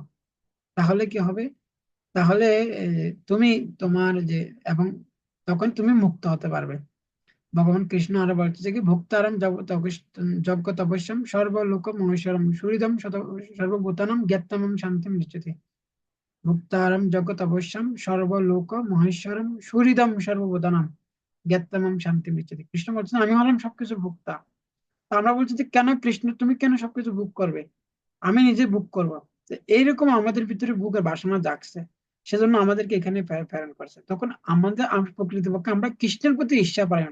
আসলে আমরা আমাদের মূল সমস্যা হচ্ছে কি, আমরা কৃষ্ণের প্রতি ঈর্ষা পারি না, যে কৃষ্ণ তুমি কেন ভোগ করবে, আমিও ভোগ করবো। তো ভগবান বলছে যে, কৃষ্ণ বলছে যে ও তুমি ভোগ করবে, কিন্তু এখানে তো একমাত্র ভুক্তা হলাম আমি, ঠিক আছে, তুমি তুমি তোমার জন্য আমি জড়জগৎ সৃষ্টি করতেছি, তুমি সেখানে যাও, তুমি সেখানে গিয়ে তুমি সেখানে ভোগ করতে পারবে। সেজন্য ভগবান এই জগৎ সৃষ্টি করেছেন। এবং এই জগতে বিভিন্ন ভোগের আমাদের বিভিন্ন রকম বিভিন্ন বিষয়বস্তু রয়েছে, কিন্তু সেগুলো যদি কৃষ্ণ কেন্দ্রিক নয়। যে বস্তুগুলো আমরা কৃষ্ণকে বাদ দিয়ে যখনই গ্রহণ করব, আমরা ইন্দ্র তৃপ্তি করার চেষ্টা করব, ততদিন পর্যন্ত আমাদেরকে এইখানে দুঃখ কষ্ট ভোগ করতে হবে। আমরা যা কিছু করি না কেন, যখন কৃষ্ণ কেন্দ্রিক করব, তখনই সেটা হচ্ছে যে কৃষ্ণ ভাবনামৃত। এবং তখনই আমরা মুক্ত, আমরা দুঃখ কষ্ট থেকে মুক্ত হতে পারবো। তো প্রকৃতপক্ষে আমরা আমাদের যে স্বাধীনতা রয়েছেন, সেটার আমরা যখন অপব্যবহার করি, তখন আমাদেরকে দুঃখ কষ্ট পেতে হয়। সেজন্য কৃষ্ণ বলছে যে কি করো তুমি, এই যে আমরা প্রকৃতপক্ষে আমাদের স্বাধীনতায় ক্ষুদ্র স্বাধীনতা রয়েছে, কিন্তু সেই স্বাধীনতা আমাদের অপব্যবহার করলে আমাদেরকে কষ্ট পেতে হবে। তো আমি সুন্দর একটা গল্প বলবো, আপনারা শুনবেন। খুব সুন্দর, যে যে ক্ষুদ্র স্বাধীনতা অর্থাৎ স্বতন্ত্র জীবন হচ্ছে দুঃখের জীবন। তো একসময় কি হয়, একটা যে এক গুরুদেব এবং এক শিষ্য, তারা সেই তারা এক জায়গায় বেড়াতে যায়। তো তখন তারা যখনই বেড়াতে যায়, তখন শিষ্যের সেই স্থানটা খুব ভালো লেগে যায়। তখন এই গুরুদেবকে বলতে গেলে, গুরুদেব, আমি এই জায়গাটা আমার খুব পছন্দ হয়েছে, আমি এই জগতে থাকবো। তখনই তার গুরুদেব বলছে বলছে যেখানে চিনির দাম যত, লবণের দাম তত। যেখানে চিনির দাম যত, লবণের দাম তত, তত সেখানে কি করতে হবে, সেই জায়গাটা ততটুকু ভালো হবে না। তো তখন গুরুদেব বলছে, না তুমি এই জগতে থাকিও না, এই অর্থাৎ এই স্থান থেকে চলে যাও এই স্থানে, যেখানে যে চিনির দাম যত, লবণের দাম তত, সেখানে অনেক কষ্ট পেতে, এখানে ওই জায়গাটা ততটাও ভালো হবে না। ঠিক সেরকম এই জগতেও আমরা কখনো সুখ পাচ্ছি, কখনো দুঃখ পাচ্ছি। কখনো কখনো আমরা এই জগতে সুখ পাই, কখনো কখনো দুঃখ পাই।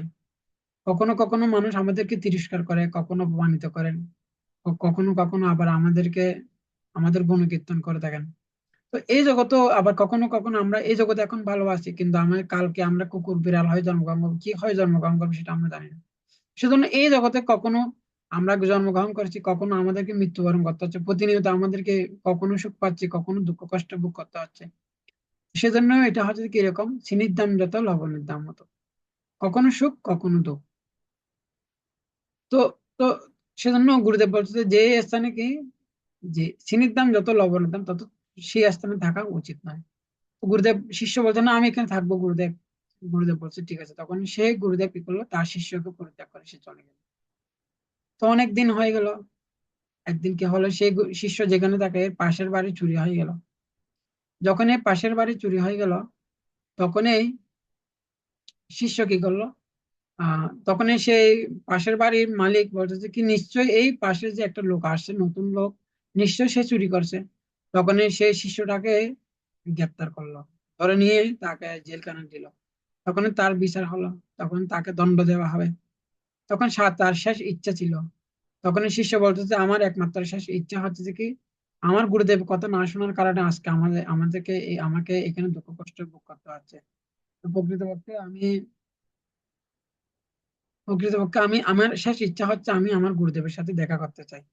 তখনই গুরুদেব আহ, গুরুদেব আহ গুরুদেব আসলো। তখন সে রাজাকে গিয়ে বলতে লাগলো যে দেখুন, এই যে আমার শিষ্য, প্রকৃতপক্ষে ওই যে মুহূর্তে তাকে দণ্ড দেওয়া হবে, ওইটা হচ্ছে যে অত্যন্ত পবিত্র। এবং ওই তিথিতে তার কাকে যদি কেউ যদি মৃত্যুবরণ করে, তাহলে সে গোলক বৃন্দাবন ফিরে যেতে পারবে। তো রাজা চিন্তা করতে লাগলো যে ওই শিষ্যকে কেন পাঠাবো। তো গুরুদেব বলতে যে আপনি কি করুন, আমার শিষ্যকে না দিয়ে আমাকে আমাকে দণ্ড দিন, তাহলে আমি গোলক বৃন্দাবন ফিরে যেতে পারবো। রাজা চিন্তা করতে লাগলো যে না, আমি শিষ্যকে পাঠাবো না, আমি গুরুদেবকে পাঠাবো না, আমি আমার পিতাকে দণ্ড দেব, এবং তাকে আমার বাবাকে আমি গোলক বৃন্দাবন পাঠিয়ে দেবো। তো এইভাবে সেই গুরুদেব কি করলো, তার শিষ্যকে রক্ষা করলো। তো ঠিক সেরকমও এই জগতে অনেকগুলো কি রয়েছেন, কৃষ্ণের প্রতিনিধি রয়েছেন, যারা হচ্ছে আমাদের গুরুদেব।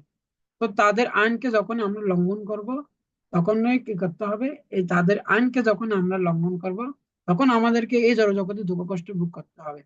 কিন্তু সেজন্য যারা কৃষ্ণের প্রতিনিধি, তারা আমাদেরকে এসে বোঝান জগতে দুঃখ কষ্টময়। যত আমরা প্রভুপাদের রুলস গুলো মেনে চলবো, তত আমরা জগতে মুক্ত হতে পারবো। কিন্তু আমরা যদি তাদের আইনগুলোকে যদি অমান্য করি, তাহলে আমাদেরকে এখানে মায়া দেবী আমাদেরকে করবেন, আমাদেরকে জড়জগতের বন্ধনে আবদ্ধ করে ফেলবেন। সেজন্য আমাদের স্বতন্ত্রটা সেটা কি করা উচিত, সেটাকে গুরুদেবের উপর ছেড়ে অর্থাৎ গুরুদেবকে অর্পণ করা উচিত। অর্থাৎ আমাদেরকে ক্ষুদ্র স্বতন্ত্র জীবনটা হচ্ছে দুঃখের জীবন। আমাদের স্বতন্ত্রটা গুরুদেবকে প্রদান করে গুরুদেবের আজ্ঞাটা, গুরু মুখ পদ্ম বাক্য চিতিতে করিয়ে আর না মনে করি ভাষা। অর্থাৎ গুরুদেব আমাদেরকে যে আদেশ নির্দেশ দিয়েছেন,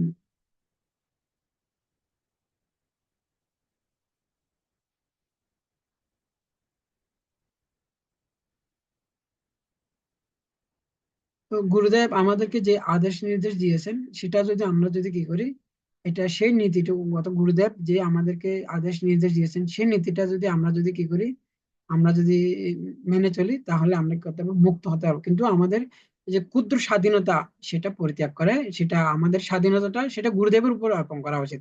তো গুরুদেব আমাদের শিল প্রভুপাদ আমাদের বলছেন তোমরা কি করো, আর 16 মালা জপ করো, 4টা নিয়ম পালন করো, কঠোরভাবে এবং মঙ্গল আরতি করো। এই যে গুরুদেব আমাদেরকে যে আদেশ নির্দেশ দিয়েছেন শিল প্রভুপাদ, আমরা যদি সেটা সেটা যদি ফলো করি তাহলে আমরা মুক্ত হতে পারবো। কিন্তু আমরা যদি সে গুরুদেবের আদেশকে অমান্য করে যখন নিজের ইচ্ছা মতো চলবো, তখনই আমাদেরকে ভগবানের মায়া শক্তি আমাদেরকে কি করে ফেলবেন, আবদ্ধ করে ফেলবেন। তো জীব জীব ক্ষুদ্র স্বাধীনতার অপব্যবহার করা, সেটা সেটা আমরা বললাম। নিজেকে ভোক্তা বলে মনে করা, সেটা আমরা বললাম। প্রকৃতপক্ষে ভোক্তা হচ্ছে একমাত্র কৃষ্ণ, হচ্ছে একমাত্র ভোক্তা। এখন সেজন্য আমরা যা কিছু করবো সবকিছু ভগবানকে অর্পণ করা উচিত। আমরা যা কিছু খাই সবকিছু কৃষ্ণকেই করা উচিত, ভগবানকে অর্পণ করা উচিত। সেজন্য ভগবান বলছে, কৃষ্ণ বলছেন, যে আমাকে না দিয়ে খায় সে হচ্ছে যে চোর। কৃষ্ণের প্রতি ঈর্ষাপরায়ণ হওয়া, কৃষ্ণের প্রতি ঈর্ষাপরায়ণ হওয়া, তো প্রকৃতপক্ষে আহ কৃষ্ণের প্রতি আমরা যত ঈর্ষাপরায়ণ হব তত আমাদেরকে দুঃখ কষ্ট ভোগ করতে হবে। সেজন্য কৃষ্ণ এখানে বোঝাচ্ছে যে, সেজন্য কৃষ্ণ বলতে কি, ভগবত গীতায় মন্মনাভ মদ্ভক্ত মজ্জা জীবন নমস্কার মামেব আশাসি যুক্ত এবং আত্মনির্মুখ পরায়ণ। তুমি আমার ভক্ত হও, আমাকে পূজা করো, আমাকে নমস্কার করো। এই 4টা নীতি, হ্যাঁ, আমরা যখন কৃষ্ণকে পূজা করব, উম কৃষ্ণকে যখন পূজা করব, তার চিন্তা করব, আহ কৃষ্ণকে প্রণাম করব এবং তার ভক্ত হব, আহ তখনই কৃষ্ণ বর্ষ থেকে তখনই আমরা মুক্ত হতে পারবো। প্রকৃতপক্ষে কৃষ্ণের প্রতি ঈর্ষা পরায়ণটা কিভাবে কমবে, যখন আমরা কৃষ্ণকে পূজা করব। সেটা হচ্ছে দেখি কৃষ্ণকে পূজা করা, সেটা হচ্ছে যে প্রকৃতপক্ষে কৃষ্ণের প্রতি প্রেম, অহেতুক অপ্রিয়তা জয় আত্মা সুখসিদ্ধতি। কৃষ্ণকে যখনই আমরা পূজা করব, কৃষ্ণকে যখন আমরা যে ভক্তি করব, সেটা হচ্ছে যে কি অহেতুক অপ্রিয়তা জয় আত্মা সুখসিদ্ধি। এর মাধ্যমে কৃষ্ণকে ভালোবাসার মাধ্যমে তখনই কি হবে, অহেতুক অপ্রয়োজনীয়তা মানে কি, অর্থাৎ কোনো হেতু নেই। যেরকম স্বামী তার স্ত্রীকে, স্ত্রী কোনো হেতু ছাড়া তার স্বামীকে, তার স্বামীর সেবা করে থাকে কেন, স্বামীকে ভালোবাসে বিদায়। ঠিক সেরকম কৃষ্ণকে আমরা যা কিছু করি না কেন কেন কৃষ্ণের প্রতি আমাদের একটা ভালোবাসা রয়েছে, সেটাকে বলা হয় অহেতুক অপ্রয়োজনীয়তা। এর মাধ্যমে কি হবে, জয় আত্মা সু প্রসিদ্ধ হচ্ছে, তখনই আত্মাটা প্রসন্ন হবেন। এবং এই যে এই নীতিগুলো, কৃষ্ণকে যখন আমরা সেবা করব, কৃষ্ণের নাম করব, কৃষ্ণের সেবা করব, তখনই কি হবে, কৃষ্ণের প্রতি যে ঈর্ষা পরায়ণ, সেটা তখনই কি হবে, আস্তে আস্তে নষ্ট হয়ে যাবে। এবং কৃষ্ণ হচ্ছে যে তিনি হচ্ছেন, তো আরেকটা হচ্ছে কি, কৃষ্ণ হচ্ছে একমাত্র পরম পুরুষ। আর আমরা সমগ্র জীবাত্মা হচ্ছে দেখি তারা হচ্ছে যে প্রকৃতি, ব্রহ্মা থেকে শুরু করে পিপীলিকা পর্যন্ত সবাই হচ্ছে যে প্রকৃতি। অর্থাৎ প্রকৃতি মানে হচ্ছে যে স্ত্রী। একজন স্ত্রী কর্তব্য হচ্ছে যে কি, স্বামীর সেবা করা। যেরকম সেজন্য কৃষ্ণ বলছে যে মাম এব যে অবিবেচারিণী ভক্তি যোগনী সেবতী সগুণান সমতীর্থ ব্রহ্মবিবাহ কল্পতে। সেজন্য বলছে, কৃষ্ণ বলছে তুমি বেবিচারিণী হয়ে না, তুমি কি করো না, অবিবেচারিণী, অবিবেচারিণী ভক্তি করো। অর্থাৎ অর্থাৎ বেবিচারিণী অর্থাৎ বেশ্যা হয় না। অর্থাৎ বেশ্যার যেরকম অনেক বলে স্বামী থাকে, তুমি অনেক যেন সেবা না করো, তুমি কেবলমাত্র আমার সেবা করো। মাম এব যে অবিবেচারিণী ভক্তি যোগনী সেবতী। সেজন্য কৃষ্ণ বলছে যে তুমি সবার সেবা না করে তুমি কেবলমাত্র আমার সেবা করো। স্বগুণান্য সমতীত ব্রহ্মবিবাহ করবে, তখনই তুমি 3টা গুণ থেকে মুক্ত হয়ে তুমি আমাকে লাভ করতে পারবে। তো সেজন্য কৃষ্ণ হচ্ছে একমাত্র পরম পুরুষ এবং আমরা হলাম যে প্রকৃতি। প্রকৃতি মানে হচ্ছে যে স্ত্রী, সেজন্য স্ত্রী কর্তব্য হচ্ছে যে স্বামীর সেবা করা। সেজন্য কৃষ্ণ হচ্ছে একমাত্র পরম পুরুষ, সবার কর্তব্য হচ্ছে যে কৃষ্ণের সেবা করা। তো কেন ভগবান এই জগৎ সৃষ্টি করেছেন, তো আমরা সেটা বলছি। প্রকৃতপক্ষে ভগবান এই জগৎ সৃষ্টি করেছেন আমরা যেন ভগবানের কাছে ফিরে যেতে পারি, আমরা সেটা বললাম। তো কিন্তু এই জগতে, এই জড় জগতে আমরা যখনই সেজন্য কি করেছেন, কৃষ্ণ উনি এসে ভগবত গীতার জ্ঞান প্রদান করেছেন। তো যখনই আমরা সেই ভগবত গীতার জ্ঞানটা গ্রহণ করব, ভগবত গীতার জ্ঞানটা, দিব্য জ্ঞান লাভ করলে তখনই কি হবে, আমরা এই যে অজ্ঞান থেকে আমরা মুক্ত হতে পারবে। এবং আমরা সেটা বলছি যে কৃষ্ণ এই জগৎটা হচ্ছে কি, এই জগৎ কেন সৃষ্টি করছেন, কেননা এই জগৎটা হচ্ছে ভগবানের একটা কারাগার। আর এটা আমাদের সংশোধন হওয়ার জন্য কি করেছেন, আমাদের সংশোধন হওয়ার জন্য এই জগৎটা সাময়িক সৃষ্টি করেছেন। আমরা এই জগতে আসছি বেড়াতে, আমাদের কিন্তু আমরা বেড়াতে এসে মনে করলে আমরা মনে করতেছি কি এটা হচ্ছে যে প্রকৃত জগৎ, কিন্তু এই জগৎটা হচ্ছে যে প্রকৃতপক্ষে হচ্ছে যে ক্ষণস্থায়ী। কিন্তু প্রকৃত বাস্তব জগৎ হচ্ছে যে চিন্ময় জগৎ, যেখানে আমাদের ফিরে যাওয়া উচিত। সেজন্য ভগবত গীতা কৃষ্ণ বলছেন, ন তৎ বাসয়তে সূর্য ন শশাঙ্ক ন পাবকের যোগ্যতা না নিবতন্তে তদ্দাম পরম। তো সেখানে কৃষ্ণ বলছে যে আমার দামে কোনো কি নেই, সূর্যের আলোর প্রয়োজন নেই সেখানে, যে সূর্য অথবা চন্দ্রের আলোর প্রয়োজন নেই সেখানে, বিদ্যুতের আলোর প্রয়োজন নেই সেখানে, ভগবানের আলোর, ভগবানের সূর্যের ভগবান শরীরের রশ্মি ছটা দিয়ে কি সমগ্র চিন্ময় জগৎ সেখানে আলোকিত। হ্যাঁ, দৃশ্য প্রভা পাবত জগদন্ন কোটি কোটি অশেষ বসুদাদভূমিতে তদ্ব্রহ্মণ নিষ্কলম অনন্ত অশেষ ভক্তম গোবিন্দ মাঝে পরিসন্তম। চিন্ময় জগৎ সেখানে ভগবানের রশ্মি তথা আলো, না ভগবানের আলো দিয়ে ভগবান এই জগৎ এটা আলোকিত। তো জীবের পরিস্থিতি সম্বন্ধে আমরা বলবো, জীবের যে যে স্বরূপ সম্বন্ধে আমরা বলবো। বলা হচ্ছে যে কি প্রকৃতপক্ষে জীবাত্মা হচ্ছে যে তিনটা গুণের অতীত। তো যেরকম বৃষ্টির জল হচ্ছে যে স্বচ্ছ, অর্থাৎ বৃষ্টির জলগুলা হচ্ছে যে বৃষ্টির জল হচ্ছে যে স্বচ্ছ, বৃষ্টির জল হচ্ছে যেমন ধরেন সাদা। কিন্তু যখনই কি করবে, সেটা যখন পাহাড় দিয়ে বৃষ্টির জল যখন পাহাড় দিয়ে নেমে আসে, তখন এই পাহাড়ের মাটিগুলা লাল মাটি, কালো মাটি, সাদা মাটি, বিভিন্ন কালার হয়ে থাকে। ঠিক সেরকমও জীবাত্মা সে যখন সে যখন চিন্ময় জগতে, সে যদিও শুদ্ধ সত্য, তবুও সেটা তিনটা গুণের দ্বারা প্রবাহিত হয়ে সেটা কি হয়ে যায়, আহ তিনটা গুণের সংমিশ্রণে সেটা কি হয়ে যায়, তিনটা গুণের দ্বারা সে প্রবাহিত। আর যদিও বা সে তিনটা গুণের অতীত, তবুও সে কি হয়ে যায়। আর যেরকম টক, যেরকম কি করেন, বলা হচ্ছে যে দুধ যেরকম টক, টকের অর্থাৎ দুধ যখন কি করবে, লেবুর সংস্পর্শে আসলে সেটা দইয়ে পরিণত হবে। ঠিক সেরকমও জীবের ভিতরে কৃষ্ণের প্রতি স্বাভাবিকভাবে কৃষ্ণের প্রতি কি রয়েছেন, প্রেম রয়েছেন। হ্যাঁ, নিত্য সুখ কৃষ্ণ প্রেম সাধ্য কব নয়, শ্রবণাদি শুদ্ধ চিত্তে করহে হবে। যদিও বা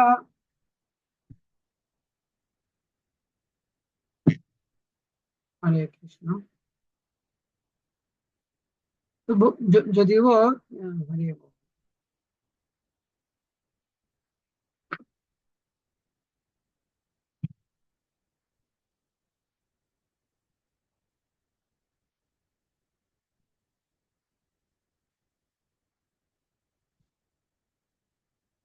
যদিও যে কৃষ্ণের প্রতি সমস্ত জীবের কি রয়েছে, স্বাভাবিকভাবে প্রেম রয়েছে, কিন্তু সেটা কি হয়ে গেল, বিকৃতি হয়ে গেল। অর্থাৎ কৃষ্ণের প্রতি আমাদের, আমরা যেহেতু কৃষ্ণের অংশ, ভগবত গীতা কৃষ্ণ বলছে যে কি মম অবয়ংশ জীবলোক জীববত সনাতন। জীব হচ্ছে আমার বিভিন্ন অংশ। তো কৃষ্ণ বলছে যে জীব হচ্ছে আমার বিভিন্ন অংশ, মম অবয়ংশ জীবলোক জীববত সনাতন।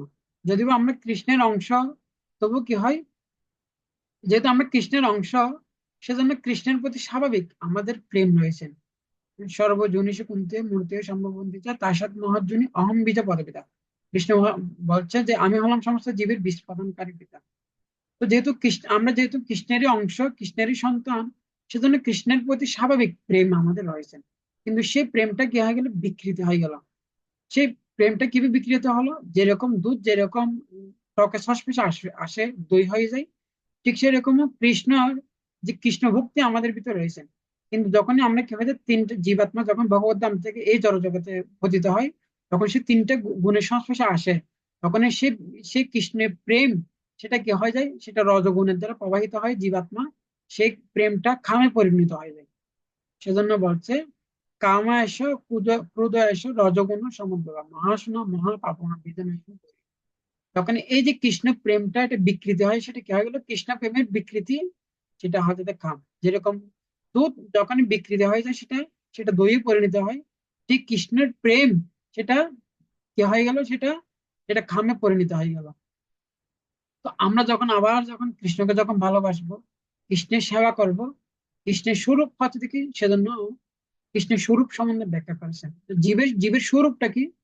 হ্যাঁ, চৈতন্য মহাপ্রভু যখন প্রশ্ন করেছেন, কে আমি, কেন আমি, যারে তাপত্র ইহা নাই জানি কেমন হতে হয়, তখন শ্রী চৈতন্য মহাপ্রভু বলছে যে জীবের স্বরূপ হয় কৃষ্ণের নিত্য দাস। তো আসলে প্রকৃতপক্ষে আমরা হলাম না ভগবানের দাস। তো এটা আমাদের জীবের স্বরূপ, কিন্তু আমরা সেটা দাসটা ভুলে গিয়ে আমরা কি হয়ে গেলাম? আমরা এই জগতে সবাই সৃষ্টি, আমরা কি চেষ্টা করতেছি? প্রকৃতি ক্রিয়ামানানি গুণ কর্মাণি সর্বস্ব অহংকারম ইতিএমে ভিন্ন প্রকৃতি অষ্টদা। এবং আমরা এইভাবে প্রকৃতির গুণের দ্বারা প্রবাহিত হই, আমরা নিজেকে কর্তা বলে অভিমান করে থাকি। এই যে আমরা যে দাস, সেটা আমরা ভুলে থাকি। সেজন্য প্রকৃতপক্ষে জীব স্বরূপে হচ্ছে যে কৃষ্ণের নিত্য দাস। সে হচ্ছে যে সেবক। কিন্তু আমরা কখনো কি হতে পারি না, আমরা কখনো প্রভু হতে পারি না। সেজন্য প্রকৃতপক্ষে আমাদের ধর্ম হচ্ছে যে সেবা করা। আমরা তো কৃষ্ণের সেবা না করলে, তো শিল প্রভুপাদ বলছেন যে তুমি যদি কৃষ্ণের সেবা না করলে কি হবে? কিন্তু কারো না কারো তোমাকে দাসত্ব করতে হবে। কেন? আমরা হলাম নাকি ভগবান, আমরা স্বাভাবিকভাবে আমাদের ধর্ম হলো আমরা হলাম দাস। সেজন্য কৃষ্ণের দাসত্ব না করলে আমাদের মায়ার দাসত্ব করতে হবে, আমাদের ইন্দ্রিয়ের দাসত্ব করতে হবে। তো যারা ইন্দ্রিয়ের দাসত্ব করে তাদেরকে বলা হয় গোদাস। যারা তাদের ইন্দ্রিয় দাসত্ব করে তাদেরকে বলা হয় গোদাস। আর যারা যারা কৃষ্ণের সেবা, কৃষ্ণের দাসত্ব করে, এদেরকে বলা হয় কৃষ্ণ দাস। তো প্রকৃতপক্ষে আমরা আমাদের চেষ্টা করতেছি আমাদের ইন্দ্রিয় সুন্দর সুবিধান করা। সেটা হাতে দেখি, যেহেতু আমরা আমাদের ইন্দ্রিয় সুন্দর সুবিধান করতেছি, সেটা হাতে দেখি গোদাস, অর্থাৎ আমাদের ইন্দ্রিয় দাসত্ব করা। কিন্তু যতদিন আমরা আমাদের ইন্দ্রিয় দাসত্ব করবো, ততদিন আমাদেরকে দুঃখ কষ্ট ভোগ করতে হবে। সেজন্য জীবের স্বরূপ হচ্ছে যে সে হচ্ছে যে ভগবানের দাস, এবং সে হচ্ছে যে সচ্চত তিনটে গুণের অতীত। কিন্তু আমরা যখন কৃষ্ণের দাসত্ব করবো, তিনটে গুণ থেকে মুক্ত হতে পারবো। সেজন্য কৃষ্ণ বলছেন ত্রিগুণ্য বিষয়ভেদ নিস্ত্রিগুণ্য ভাব অর্জুন নিদ্বন্দ্ব নিত সত্যস্থ যোগ কেমন আত্মবান। অর্থাৎ তিনটে গুণ থেকে তুমি, হে অর্জুন, তুমি তিনটে গুণ থেকে মুক্ত হও। চিন্ময় জগতে সেখানে সবাই হচ্ছে যে দাস, সেখানে প্রভু হবার কোনো, একমাত্র সেখানে ভোক্তা হচ্ছে কৃষ্ণ। কিন্তু এই জগতে সবাই কি হতে চায়? প্রভু হতে চায়। কিন্তু যতদিন আমরা প্রভু হব, ততদিন আমরা কি করবো? এখানে জগতে দুঃখ কষ্ট ভোগ করতে হবে। সেজন্য আমাদের কি করতে হবে? কৃষ্ণের দাসত্ব করতে হবে। জীব কৃষ্ণ দাস এই বিশ্বাস করলে তো আর দুঃখ নেই। জীব মায়া জালে যাচ্ছ বেশে, মায়া জালে যাচ্ছ বেশে, কাচ্চ হাবু ডুবু বাই, রাধা কৃষ্ণ বলে সবাই। জীব কৃষ্ণ দাস এই বিশ্বাস, জীব কৃষ্ণ দাস এই বিশ্বাস করলে আর তো দুঃখ নাই, রাধা কৃষ্ণ বলে সবাই। সেজন্য যখন আমরা কৃষ্ণ দাসত্ব সেটা স্বীকার করবো, তখনই আমরা কি হতে পারবো? হতে পারবো। সেজন্য জীবের স্বরূপ খোঁজে যে সে হচ্ছে কৃষ্ণের নির্দেশ। তো কিভাবে আমরা গুণ থেকে মুক্ত হতে পারবো? আমরা গুণ নিয়ে আলোচনা করছি। গুণ মানে হচ্ছে যে দড়ি। তো গুণ শব্দের অর্থ হচ্ছে যে দড়ি। তো তিনটা গুণ আমাদের কি করছেন? আমাদেরকে এই জড় জগতে আষ্টে পৃষ্ঠে আমাদেরকে বেঁধে রাখছে। তিনটা গুণ হচ্ছে সত্যগুণ, রজগুণ, তমগুণ। এই এই তিনটা গুণের মূর্ত বিগ্রহ হচ্ছে যে দুর্গা দেবী। আর সেজন্য এই তিনটা গুণ থেকে মুক্ত হতে পারবো একমাত্র যখন আমরা কৃষ্ণের আশ্রয় গ্রহণ করবো। কেন? এই এই যে দৈবী, এই যে গুণময়ী মায়া, এই মায়াটা হচ্ছে যে ভগবান কৃষ্ণের মায়া। সেজন্য কৃষ্ণ আমাদেরকে মুক্ত করতে পারে। সেজন্য বলছে মামে বলছে প্রভুতান্তে মায়া বেতন তন্ত্রিত। অর্থাৎ আমরা যখন কৃষ্ণকে আশ্রয় গ্রহণ করব, অর্থাৎ কৃষ্ণের ভক্তিটা আশ্রয় গ্রহণ করবো, সেজন্য কৃষ্ণ বলছে কি করো? সর্বধর্ম পরিত্যাজ্য মামেকং শরণম। আমরা সমস্ত ধর্ম পরিত্যাগ করে আমার শরণাগত হব। আমরা যখন কৃষ্ণের শরণাগত হব, তখন আমরা মুক্ত হতে পারবো। সেজন্য ঠিক কিভাবে শরণ গ্রহণ করব? সর্বধর্ম পরিত্যাজ্য মামেকং শরণম। প্রকৃতপক্ষে এখানে বলা হচ্ছে কলিযুগের ধর্ম হয় নাম সংকীর্তন।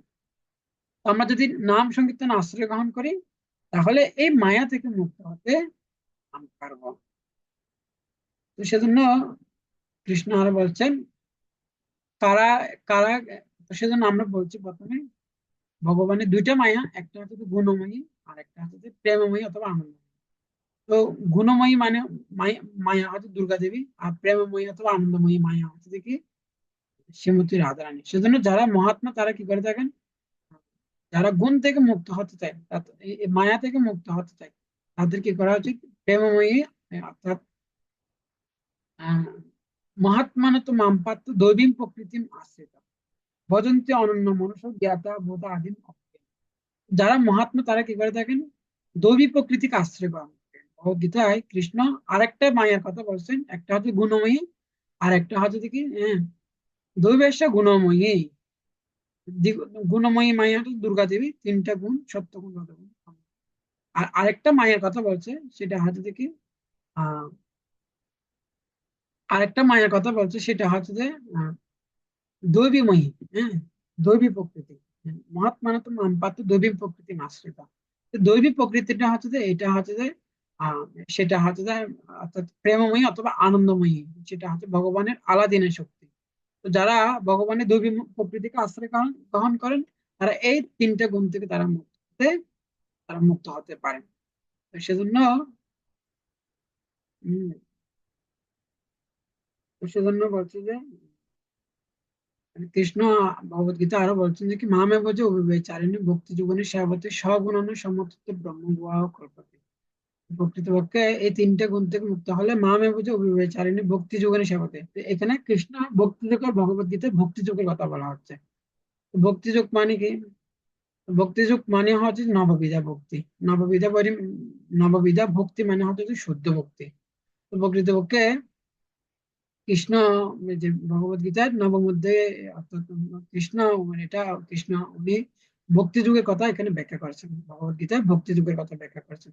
ভক্তি যুগ মানে হচ্ছে যে নববিধা ভক্তি। নববিধা ভক্তি মানে কি? আহ তো নববিধা ভক্তি মানে হচ্ছে যে শ্রবণম কীর্তনম বিষ্ণু স্মরণম পাদ সেবনম বন্দনম অর্চনম দাস্যম সক্ষম আত্মা নিবেদন। এটা হচ্ছে নববিধা ভক্তি। তো নববিধা ভক্তি প্রথম হচ্ছে যে কি শ্রবণ কীর্তন বিষ্ণু স্মরণ, অর্থাৎ ভগবানকে স্মরণ করা। তো আমরা যখন এই হরে কৃষ্ণ মহামন্ত্র জপ কীর্তন করি তখনই কি হয়? সেই নববিধা ভক্তি, অর্থাৎ নববিধা ভক্তি 9টা অঙ্গ আছে, সেটা আমরা বললাম: শ্রবণ কীর্তন বিষ্ণু স্মরণম পাদ সেবনম অর্চনম বন্দন দাস্যম সকম আত্মনিবেদন। কিন্তু কৃষ্ণ বলছে কেউ যদি ভক্তি যুগে যদি একটাও করে, সে সংসার বন্ধন থেকে মুক্ত হতে পারবে, অল্প করলেও, একটু করে করলেও। হ্যাঁ, স্বল্পম অভ্যেস ধর্মস্য তায়ত মহত ভয়ত নাহা বিক্রম মনুষ্যস্তি প্রত্যবায়ন বিদতে স্বল্পম অপেক্ষ ধর্মস্য ত্রায়তে মহাত্মা। ভক্তি যুগে যদি কিন্তু একটি অঙ্গীয় কে করে এবং অল্প করলেও, সে সংসার বন্ধন থেকে মুক্ত হতে পারবে। আমরা জানি সেটা। অল্প করলে কিভাবে, ভগবানকে অল্প ভক্তি করলে কিভাবে স্বর্গ, অর্থাৎ কিভাবে সে সে মুক্ত হতে পারে। তো একসময় একটা লোক তার প্রেমিকাকে ভালোবাসতো, সেই প্রেমিকার জন্য একটা ফুল নিয়ে যাচ্ছে। তখনই সে ফুলটা, সে যখন নদীতে পড়ে যায় তখনই সে ওম গোবিন্দায় স্বাহা করে। তখনই সে সে জীবনে কোনোদিন পুণ্য করে না, সে যখন স্বর্গে পেয়ে গিয়েছেন, তখনই সে ওম গোবিন্দে একটা ফুলের কারণে সে স্বর্গে চলে যায়। তখনই যমদূত চিন্তা করতে যে মানে কি, সে যখন জমালে তাকে যখন নিয়ে গেছে, দেখতেছে কি তার জীবনে কোনো পুণ্য নেই। যমদূত যমরাজ বলতে একটু ভালো করে দেখো। তো যমদূত বলতেছে যে তার জীবনে কোনো পুণ্য নেই, কিন্তু একটা পুণ্য আছে, সে কি করেছেন একদিন সে ওম গোবিন্দে সোহা করেছে। তখনই সে তো তখনই সে যমরাজ বলে, তুমি কি স্বর্গে যাবে, নাকি তো তুমি আগে নরক বুক করবে না স্বর্গ বুক করবে? তখন লোকটা অত্যন্ত বুদ্ধিমান ছিল, সে বলছে আমি স্বর্গে যাবো। তো সে স্বর্গে গিয়ে সেখানে একদিনের জন্য তাকে স্বর্গে পাঠানো হলো। তো তখনই সে স্বর্গে গিয়ে সে চিন্তা করতে লাগলো যে আমি একদিনের, আমি অর্থাৎ একটু করে পুণ্য করে আমি স্বর্গ লাভ করছি, তো তাহলে আমি সবকিছু, তখন সে কি করলো স্বর্গের নন্দ কাননে গিয়ে সে একটা তলোয়ার নিয়ে সমস্ত পুষ্পগুলো কি করে দিল, কেটে ওম গোবিন্দে সোহা করে দিল। তখন সে এভাবে সে ওম গোবিন্দে সোহার ফলে সে তার সমস্ত ফুলগুলো ভগবানের চরণ অর্পণ করার ফলে তখন সেই পুণ্যের ফলে সে এখান থেকে বৈকুণ্ঠে ঢুকেছে। তো এইভাবে দেখতে পাই প্রকৃতপক্ষে কেউ যদি একটু ভক্তি করে ভগবানের প্রতি, কেউ যদি হরে কৃষ্ণ মহামন্ত্র জপ করলেও সে আবার পরবর্তী জন্মে সে মনুষ্য জীবন ফিরিয়ে আবার ভক্তি করার সুযোগ সে লাভ করতে পারবে। তো সেজন্য কেউ যদি ভক্তি যদি অল্প করে, আর শুধু কেউ যদি ভগবানের কথা শ্রবণ করলে কি হবে, ভগবানের প্রতি সে প্রেম ভক্তি লাভ করতে পারবে। শতম প্রসঙ্গাত মম বিরুদ্ধ সংবেদে ভবন্তি হৃৎকর্ণের রসায়ন কথা তজ্জোসনাথ অপবর্গম বর্তমানে শ্রদ্ধা ভক্তির অনুক্রম শান্তি। শুধু পরীক্ষিত অর্থাৎ কেউ যদি ভগবানের কথা শুনে তখন শ্রবণ ভগবানের প্রতি শ্রদ্ধা ভক্তি লাভ করেন। ভগবানের কথা শুনলে কি হয়, ভগবান হৃদয়ে অবরুদ্ধ হয়ে যায়। হৃদয়ে অবরুদ্ধ অত্র গীতিম সুবি তৎক্ষণাৎ। ভগবানের কথা শুনে সাথে সাথেই অপেক্ষা করতে হবে না, ভগবানের কথা যেরকম আপনি যখন ঔষধ খাবেন তখন কি করতে হবে, আপনাকে অপেক্ষা করতে হবে, সেটা আস্তে ধীরে কাজ করবে। কিন্তু ভগবান কথা হচ্ছে বীজ, ভগবানের বীর্যবতী কথা হচ্ছে এত শক্তিশালী, কথা শ্রবণ করার সাথে সাথেই ভগবান হৃদয়ে অ্যাটাক হয়ে যাবেন, আর ভগবান হৃদয় থেকে বের হতে পারবেন না, অবরুদ্ধ হয়ে যাবেন। হ্যাঁ, হৃদয় অবরুদ্ধ অত্র পৃথিবী সুশ্রুতি তৎক্ষণাৎ, সাথে সাথে ভগবান হৃদয়ে প্রকাশিত হয়ে যাবেন। সেজন্য এই যে সেজন্য ভক্তি যোগ মানে হচ্ছে যে কি নববিধা ভক্তি। তো আমরা যখন হরে কৃষ্ণ মন্ত্র জপ কীর্তন করি তখন কি হয়, হরে কৃষ্ণ জপ কীর্তন করার মাধ্যমে আহ হরে কৃষ্ণ মন্ত্র জপ কীর্তন মাধ্যমে জপ কীর্তন আমরা যখন হরে কৃষ্ণ বলি তখনই কি হয়, শ্রবণ কীর্তন স্মরণ হয়। তো এটাকে হরে কৃষ্ণ মহামন্ত্র জপ করাকে বলা হয় প্রকৃতপক্ষে ভক্তি যোগ। তো সেজন্য কৃষ্ণ বলছে তুমি যদি আপনি কি গুণ ভক্তি যোগ অনুশীলন করার মাধ্যমে তখন এই তিনটা গুণ থেকে আমরা মুক্ত হতে পারবো। তো ভগবান আমরা বললাম যে প্রকৃত দৈব মায়া হচ্ছে যে অন্তরঙ্গা শক্তি, শ্রীমতী রাধা ঠাকুরানী। তো আমাদের উচিত যে অন্তরঙ্গা শক্তির আশ্রয় গ্রহণ করলে আমরা তিনটা গুণ থেকে মুক্ত হতে পারবো। তো সেটা চৈতন্য চরিতামৃতে সেটা ব্যাখ্যা করেছেন। রাধিকা হেন কৃষ্ণের প্রণয় বিকার, স্বরূপ শক্তি আলাদিনী নাম যার। শ্রীমতী রাধারানী হচ্ছেন শ্রীকৃষ্ণের প্রণয় বিকার, তিনি আলাদিনী নামক শ্রীকৃষ্ণের স্বরূপ শক্তি। আলাদিনী করায় কৃষ্ণের আনন্দ আসারণ, আলাদিনী দ্বারা করে ভক্তের ভূষণ। এই আলাদিনী শক্তির অর্থাৎ ভগবানের আনন্দদায়ক শক্তি হচ্ছে শ্রীমতী রাধারানী, এবং এই আনন্দদায়ক শক্তির মাধ্যমে কি করে থাকেন, ভগবান কৃষ্ণ তার ভক্তকে পোষণ করে থাকেন।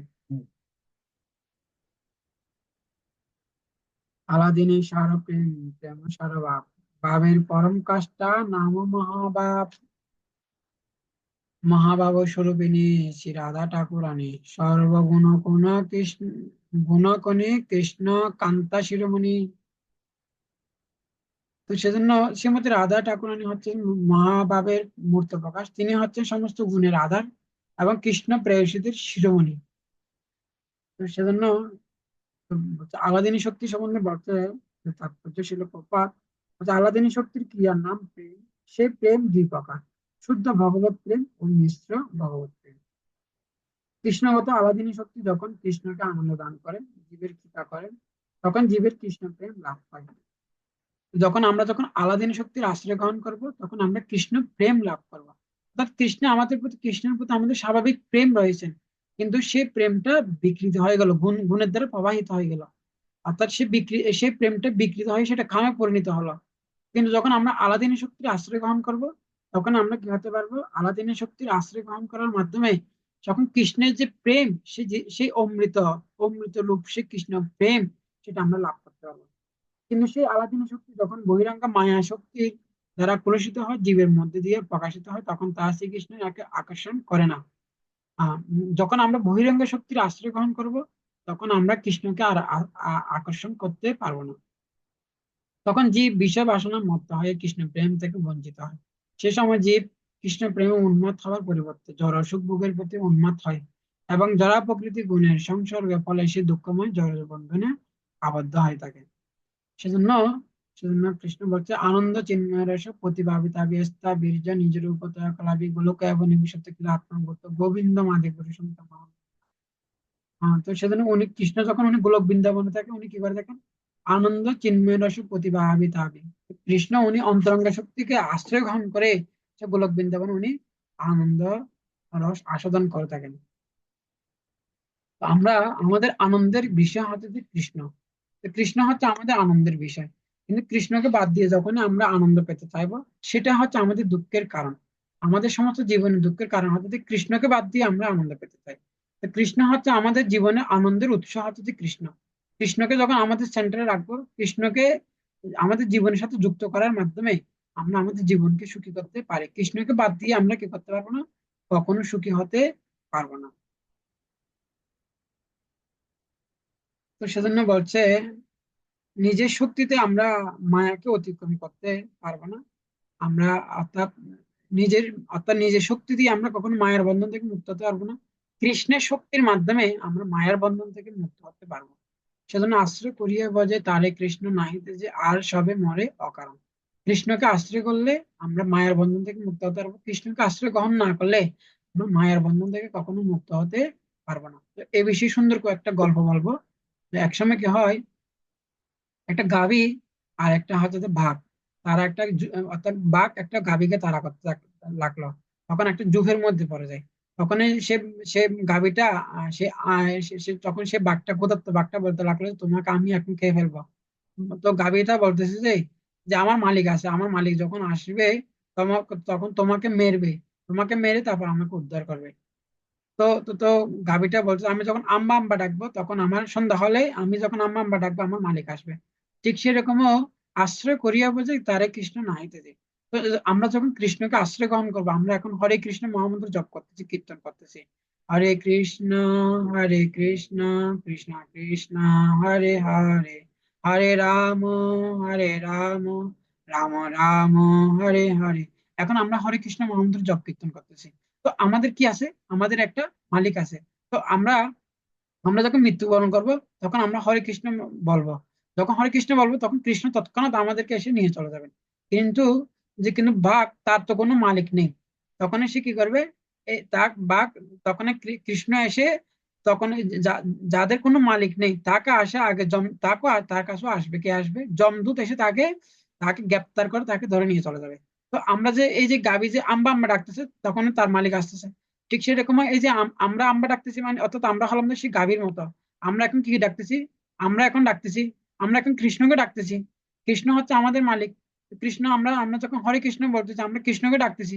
এখন কৃষ্ণ ঠিক করবে, ঠিক আমাদেরকে মৃত্যুর সময় আমাদেরকে আমাদের কাছে আমাদের সামনে আবির্ভূত হবেন। কৃষ্ণ আবির্ভূত হয়ে আমাদেরকে এখানে তুলে নিয়ে যাবেন। ঠিক যেরকম ইঁদুর একটা বিড়াল একই মুখে সে ইঁদুরকে নিয়ে যায়, আবার বিড়াল ছানাকে নিয়ে যায়। বিড়াল ছানা মনে করে যে কি আমি এখানে সুরক্ষিত, কেন, এটা আমার মা আমাকে নিয়ে যাচ্ছে।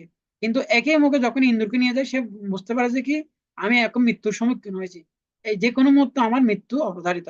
ঠিক যারা কৃষ্ণকে আশ্রয় গ্রহণ করেছেন তাদের মৃত্যু হলেও তারা সবসময় সুরক্ষিত থাকেন, কেন, কৃষ্ণ তাদেরকে সুরক্ষা প্রদান করেন। কৃষ্ণ তার ভক্তকে ভগবত ধামে নিয়ে যায়। কিন্তু যারা ভগবানকে আশ্রয় গ্রহণ করে না, হরির নামকে আশ্রয় গ্রহণ করে না, তাদেরও মৃত্যু হয়, কিন্তু তাদেরকে যমদূত এসে ধরে নিয়ে চলে যায়। সেজন্য ভক্ত আর অভক্তের মৃত্যুর মধ্যে কি রয়েছে, পার্থক্য রয়েছে। সেজন্য আমাদের সবার উচিত কি করা, আমরা যদি কৃষ্ণকে আশ্রয় গ্রহণ করি তাহলে আমরা কি হতে পারবো, কৃষ্ণ আমাদেরকে অবশ্যই রক্ষিবে, কৃষ্ণ বিশ্বাসও পালন, কৃষ্ণ অবশ্যই কি করবে, আমাদেরকে রক্ষা করবে। একসময় এরকম রামায়ণে কি হয়, একসময় রামায়ণে যে যে রাম যখন সীতা দেবীকে উদ্ধার করেন তখন সেখানে অযোধ্যাতে সেখানে অনেকগুলা লঙ্কা থেকে অনেকগুলো অসুর আসছেন। তো দুইটা অসুর যখন চলে যাবে লঙ্কায়, তখন একটা কৃষ্ণ রাম কি করলো, একটা পুটুলি বেঁধে তার নাম লিখে দিল। তখন অসুররা সে নামটা রাম বলছে যে এই পুটুলিটা নিয়ে তোমরা চলে যাও।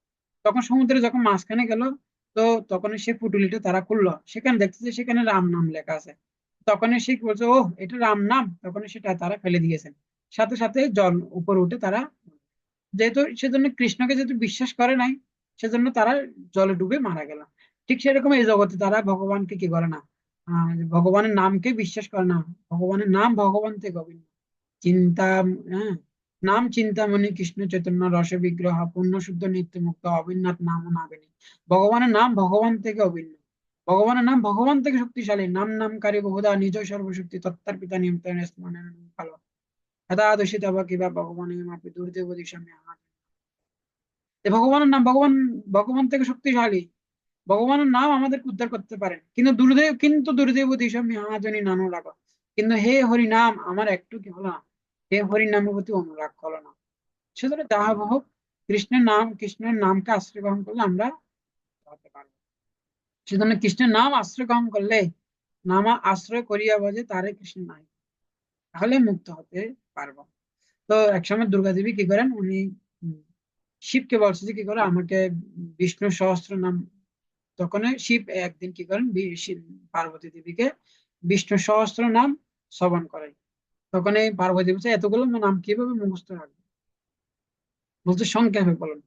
তখন এই শিব বলছে কি, রাম রামেতি রমে রামে মনোরমে সহস্র নামভি স্ফুল্লং স্তবলং রাম নাম ধরাম। বলছে যে, তো তখন শিব বলতেছে কি, কেউ যদি বিষ্ণুর যদি সহস্র নাম নেয় কিন্তু কেউ যদি রাম নাম 3 বার নেয় তাহলে একবার সহস্র বিষ্ণু নামের সমান হয়ে যায়। অর্থাৎ আপনি যখন 3 বার রাম নাম নেবেন তাহলে 1000 বিষ্ণু নামের সমান হয়ে যায়। তখন শিব আবার বলছেন যে বলছে সহস্র নামম পুণ্যানাম তীরা তু যৎ ফলম একা বৃত্ত তু কৃষ্ণস্য নামে একম তৎ প্রযোজ্যতে। তো কৃষ্ণ বলছেন কিন্তু শিব আবার বলছেন যখনই কেউ যখন একবার কৃষ্ণ নাম নেবে তখন সহস্র বিষ্ণু নামে সমান হয়।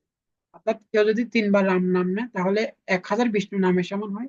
কেউ যদি একবার কৃষ্ণ নাম নিলে 3 বার রাম নামের সমান হয়। তো আমরা এই জড় শরীরে থাকলে আমরা কি করতে পারি, প্রকৃতপক্ষে আমরা মনে করছি আমরা হলাম হলাম এখন স্বতন্ত্র। আসলে না, আমরা মনে করছি অর্থাৎ আমরা এখন মনে করছি আমরা হলাম যে মুক্ত।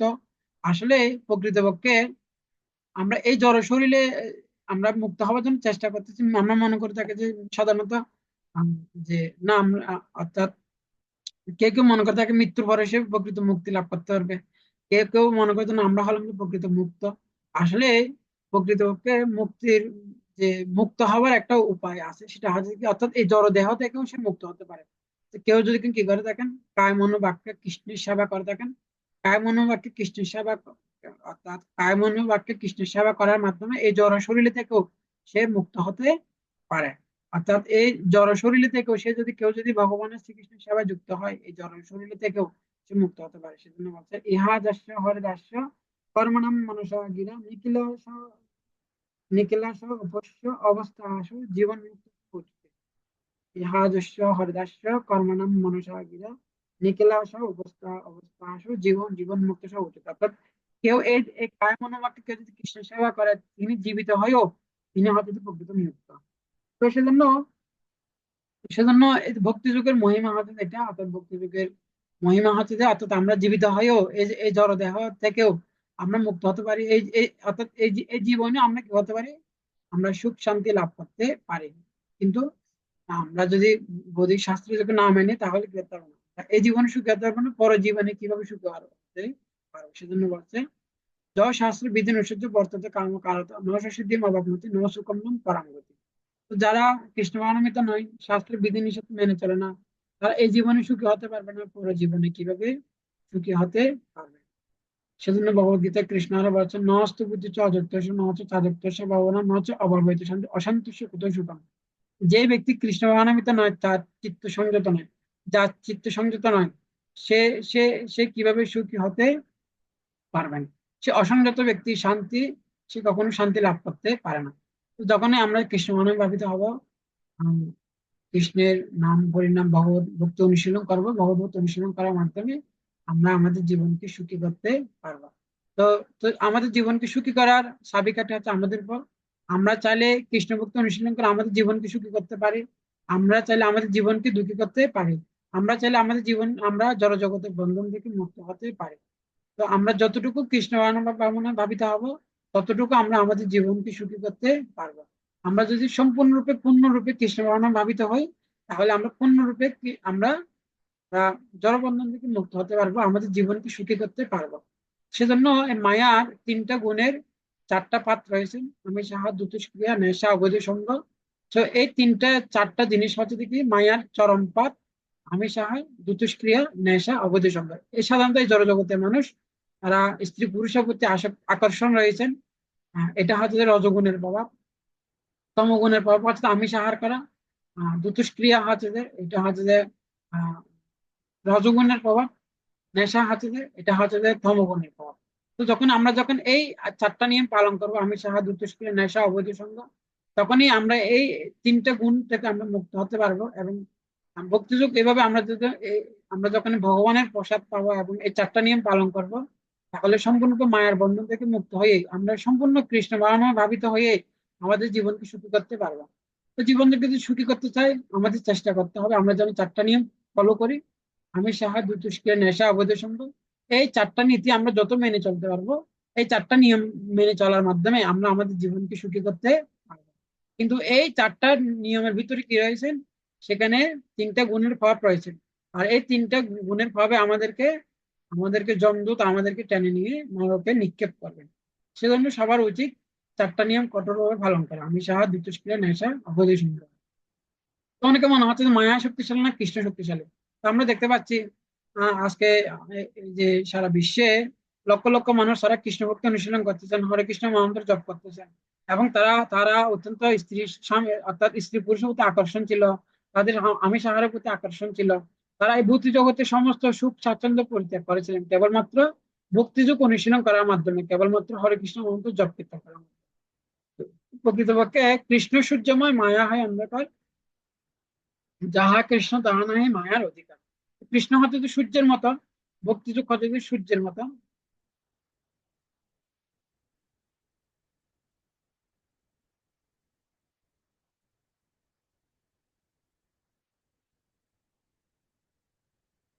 যেভাবে ভক্তিযোগ হচ্ছে যে ভক্তিযোগ হচ্ছে যে সূর্যের মতো।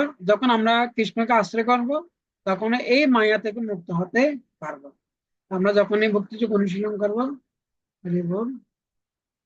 ভক্তিযোগ অনুশীলন করার মাধ্যমে ভক্তিযোগ অনুশীলন করার মাধ্যমে প্রকৃতপক্ষে আমরা মায়া থেকে মুক্ত হতে, যোগ অনুশীলন না করলে আমরা কখনোই কি হতে পারবো না, মায়া থেকে মুক্ত হতে পারবো। তো আমরা দেখতে পাচ্ছি আজকে আমরা একসময় আমরা আহ, 4টা নিয়ম পালন করি নাই, কিন্তু আমরা এখন ভক্তিযোগ অনুশীলন করার মাধ্যমে বিষয়া বিনির্বাচন নিরাহার দেহীন রসবর্জন রসপেশী পরম দৃষ্ট নির্ভর। এ যখন নিম্নত থেকে উচ্চতর স্বাদ আস্বাদন করে, নিম্নত স্বাদটা এমনিতে পরিত্যাগ করে।